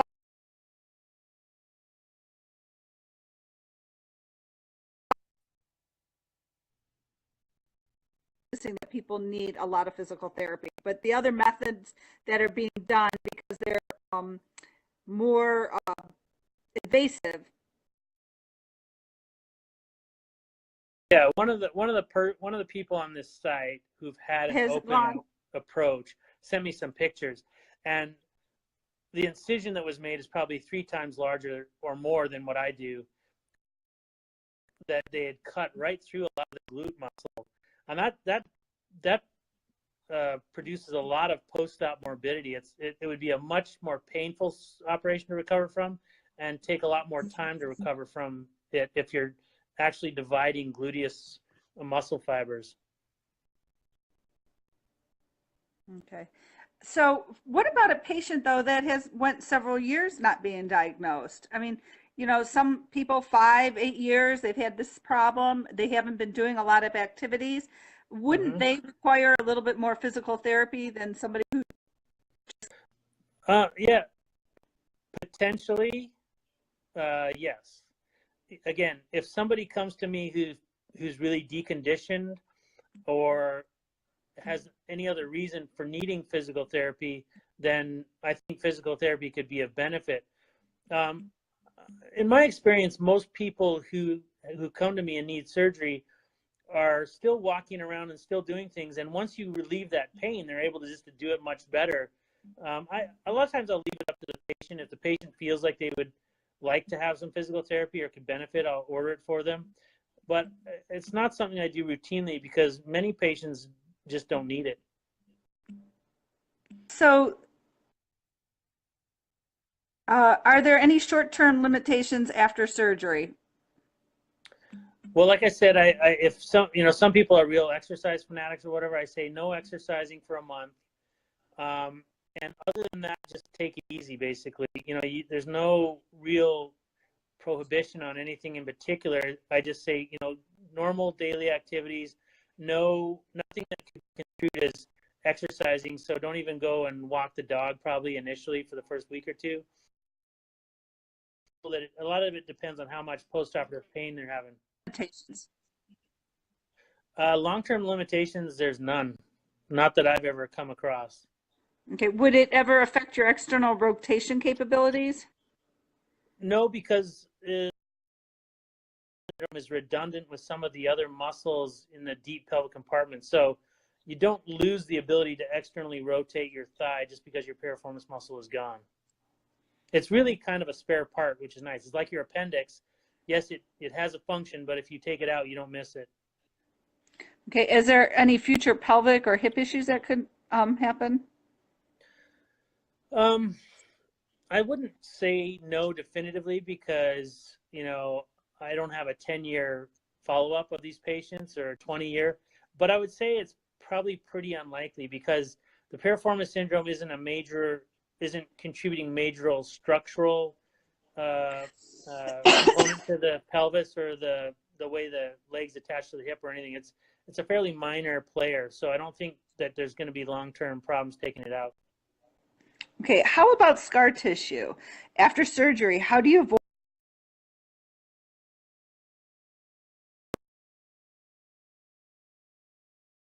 I know we talked about it briefly, but maybe you could talk about that again. The scar tissue is an interesting thing. You hear a lot of different things from different people.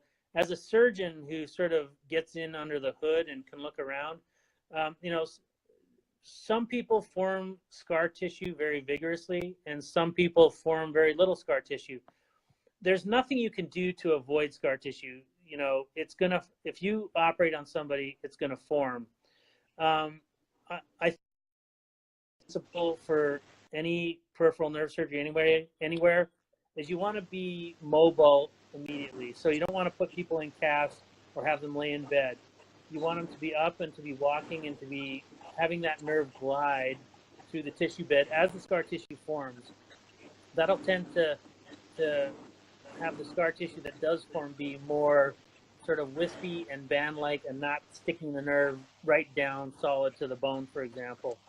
But other than that, it's something that you need to perseverate about and worry about. You have a surgery, then you get back into action, and hopefully the pain's gone, and you don't really have to worry too much about scar tissue.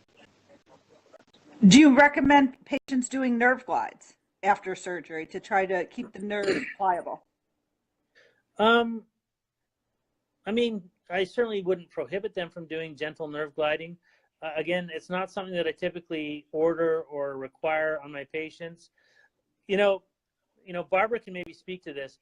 When you've had the surgery and it's done right and your pain goes away, there's not a lot of requirement for much else. You can just get back to living life.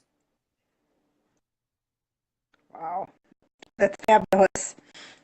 So the recovery time by your method it sounds like it might be shorter than what the method is of maybe what I experienced. I just saw the comment by Bart says, "Don't go to the Hoover Dam the day after." I would tend to agree with that. Yeah, it's probably wise. Sometimes I don't want to hear about what my patients do post-op. And actually, one of the dangers is if you operate on somebody, they had a horrible sciatica pain, and 2 days after surgery they have no pain. Sometimes they can be their own worst enemy, because then they want to get out and do stuff they haven't done for a long time, and it can irritate the buttock muscle that has been, stuff like that. So one of the hardest things sometimes is to keep somebody down for that period if they're not having pain.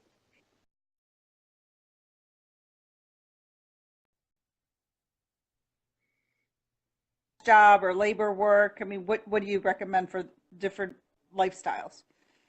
They're a Yeah, I mean, they have a labor type work. Generally speaking, did my picture go all dark there all of a sudden? Yes. Oh, there we go. Okay. Generally speaking, there we go. Generally speaking, yeah, it's like if you have a labor job, you might need to be out of work a little bit longer than if you just have a deaf person in what they're doing. It froze again. Oh, did it? Okay. Yeah. I guess it depends on your lifestyle. I mean, if you're a nurse or you have doing physical labor, you might need to be off of work a little bit longer than somebody has a work where they're in the office and they can have a stand-up workstation. It's all done basically upon what the patient Correct. needs are. Yeah, I typically tell people, like, if they don't have the type of job that's really going to be stressing the buttock muscle, and at post-op day 3 they're having minimal pain and they want to go back to work, I'm happy to let them do that. Okay. Let's talk about some of the next questions that are, kind of lumped together. And I am going to ask about the insurance, because that seems to be one that keeps popping back in. People want to know, what happens because a lot of these procedures won't be covered by insurance, or some of the people have Social Security and they're not recognizing it as a disability, or I don't know if Medicare covers these things. I mean, could you talk a little bit about what you're experiencing with insurance issues? Yeah, most insurances do cover it. Now, I don't accept all insurances, but I accept a lot of them. In terms of, some people will come from another country and don't have insurance, and we have cash prices for those people. Other people, it may need to be addressed as an out-of-network physician, and if I accept the insurance, then that's more straightforward. Almost all insurances, it's pretty rare actually where this gets rejected or that patient's a work comp patient where, the work comp adjuster or the work comp carrier just is wanting to be difficult, which happens all the time in work comp. But What about people who have insurances that say you have to stay in their state? I mean, you can't go to another state to have surgery. Yeah, I mean, one option always is to, or at least for some people is,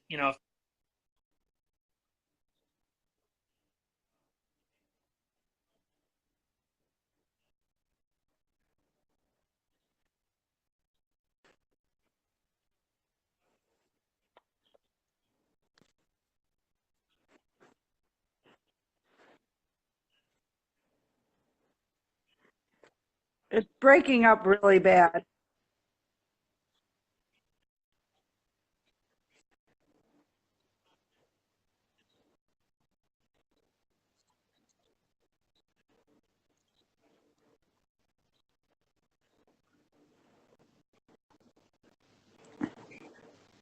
Yes, it's really breaking up. really bad. Hi. Well, there, you froze up just there, but Yeah. most of the time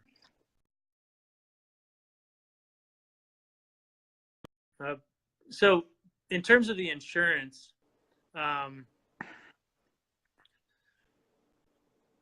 there may be some insurances that are difficult to deal with. My experience is that most insurances cover this. Medicare, I never really have a problem with. TRICARE, I don't really have problems with, and most of the commercial carriers I don't have problems with. Now, there's a lot of different insurance companies out there, and if you have one that doesn't, one option is to wait until the the trial period or the period where you can switch, usually in January or July, and then you can switch to an insurance that you take. There are other financing options available. We are looking into care credit, if that's an option for some people, or is pay cash, and then we can submit a bill to the insurance company. And there's some other things that I'm looking into, but for the vast majority of people, their insurance will just cover it. I'm going to try to talk a little bit because it's breaking conversation, but you correct me because okay. So what we've learned is if you are through the VA, there is an appeal process. If you have let's just say you happen to be at the VA process, if you're having insurance that won't cover it, you can always look at open enrollment to get another insurance carrier. The other option is if you are in a situation where your insurance is only in the state that you are, there could be a possibility of having appeal process with that. I guess we talked about that legally, they can't refuse you to have care. If there are no providers in your area to take care of this problem, they have to allow you an appeal process to go about that. Okay, let's try that again for you, because you might be able to.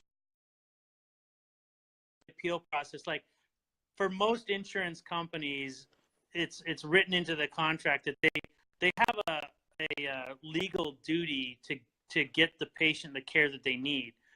What that means is if you have some kind of problem that requires treatment, and your insurance company does not have a provider which can provide that treatment within your network, then they're obligated to send you out of network and to pay for the treatment that you need. Now, they make that process as difficult as possible to understand and to actually execute. And so, and that is something that occasionally is a barrier, but I actually just came across a law firm the other day that specializes in helping patients and physicians who are out of network from the patient to get care approved and paid for. And so that's another thing I'm going to be looking into in the near future. But, I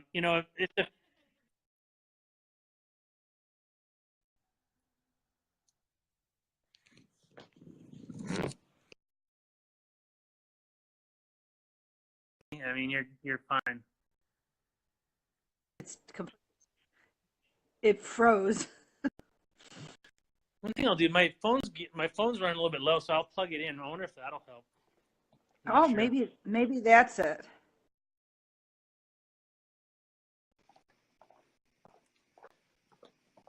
Give it a little shot of electricity. Scott Morris told me we're supposed to let the guy go home. Well, it's actually kind of weird how much I like to talk about this stuff. I feel almost like evangelical about it in a way, because patients with these problems have very few options. I mean, nobody's going to tell them what to do. So if I have the opportunity, I feel kind of obligated to talk about it. Well, we appreciate it. I mean, we've had up as much as 30 some people on the line, and tomorrow, how many more of you have no place to go? I mean, these doctors don't understand it, and there's very few that do, that will take the time. So you have no idea. Appreciate it. And whatever you did with your phone did seem to work. It did help a lot. Pain or coccidemia issues or anything of that nature? You know, a lot of people who come to our group have coccyx pain also. Yeah, I think I don't know if I saw a separate support group for that or not, but so that's again, that's one area. I will say that not every field in peripheral, like not every area in peripheral nerve surgery has even been fully developed yet. And coccyx pain can be difficult, but I mean the principle is the same. There's little nerves that are coming out around the coccyx and at the end of the coccyx, sensory nerves that are coming up to the skin, the example. And for people who have fallen and landed on their coccyx,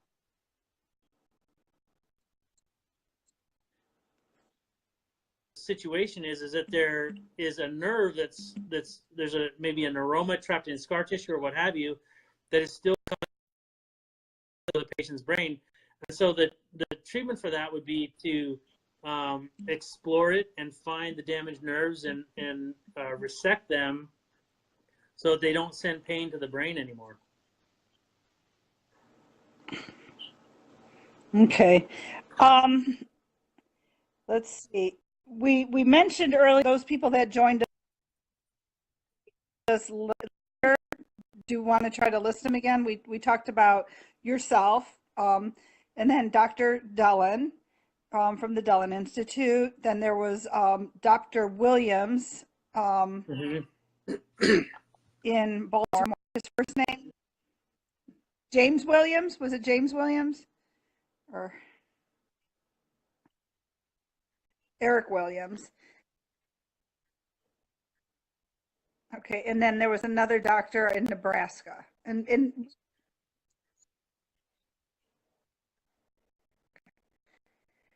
are there any associations that nerve doctors belong to that could be contacted? People who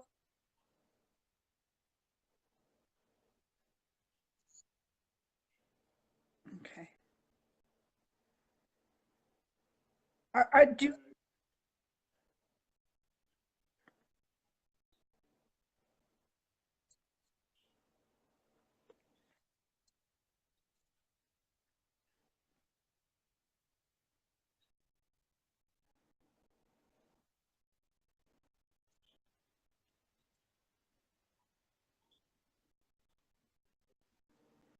okay.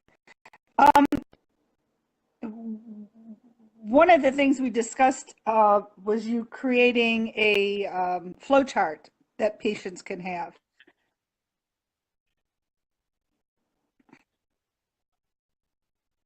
It's really freezing. I guess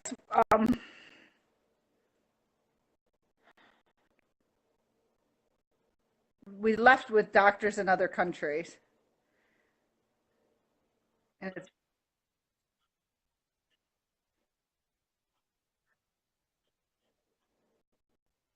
yeah, we can't hear anything you said at all. It's, yeah, no, there's no sound in it.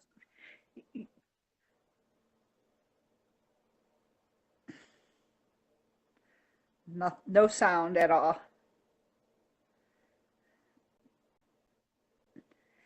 You know,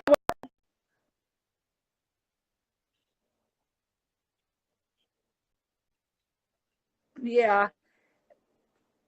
Well, you know what we could do? If we answered a lot of questions, and what we could do is take a poll and then maybe schedule a follow-up for anything that we might not have addressed or something that wasn't able to be heard. Does that sound good? Yeah, we could do that. Okay, because it keeps free. So appreciate Yeah. it. It's so nice to have somebody to listen.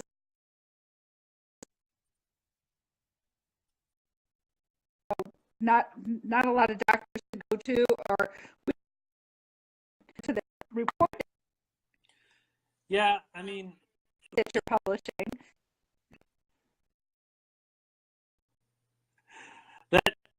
that hopefully will come out sometime this year. Yeah, I could help people that have this tough problem. So, but I would say to everyone that there is light at the end of this tunnel. This is a nerve compression. It's no different at its basic carpal tunnel syndrome. It's just a more difficult operation.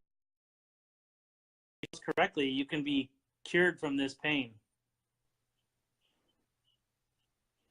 You don't have to live life with pain. Somebody asked for the phone number to your office. Say to your website and to fill out a.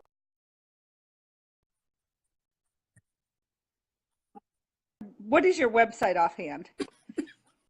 I could probably look it up. The website address, yeah, it's easy. It's just NevadaNerveSurgery.org.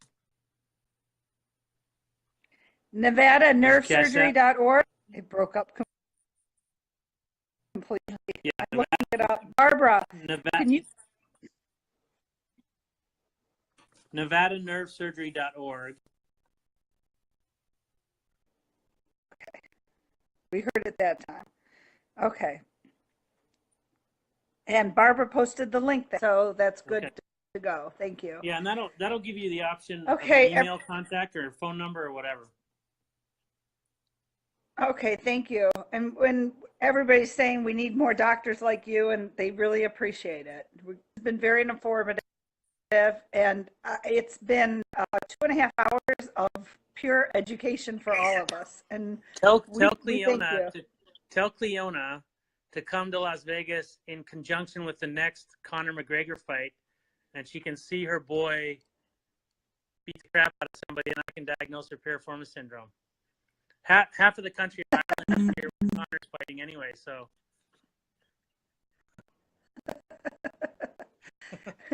Yeah, I think she heard that one. So, Cleona, you got to come for the next fight. That's just the way it is. Okay. Thank you very much, and we appreciate it, and maybe we'll schedule a follow-up with you. Cleona said she loves Conor McGregor. But, well, I appreciate it. Everybody out there appreciates it. We say thank you. Thank you for having the passion that you do to want to learn this and to take the risk to learn it. And then to share your knowledge with us that suffer. Thank you very much.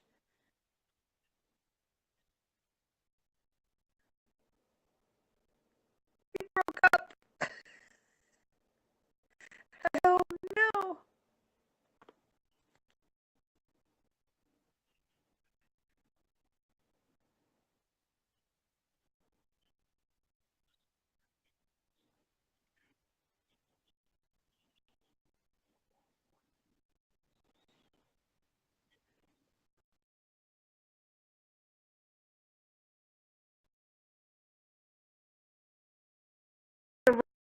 More people on your Wi-Fi connection, and I wondered, switched it to not be on Wi-Fi if it cleared it up.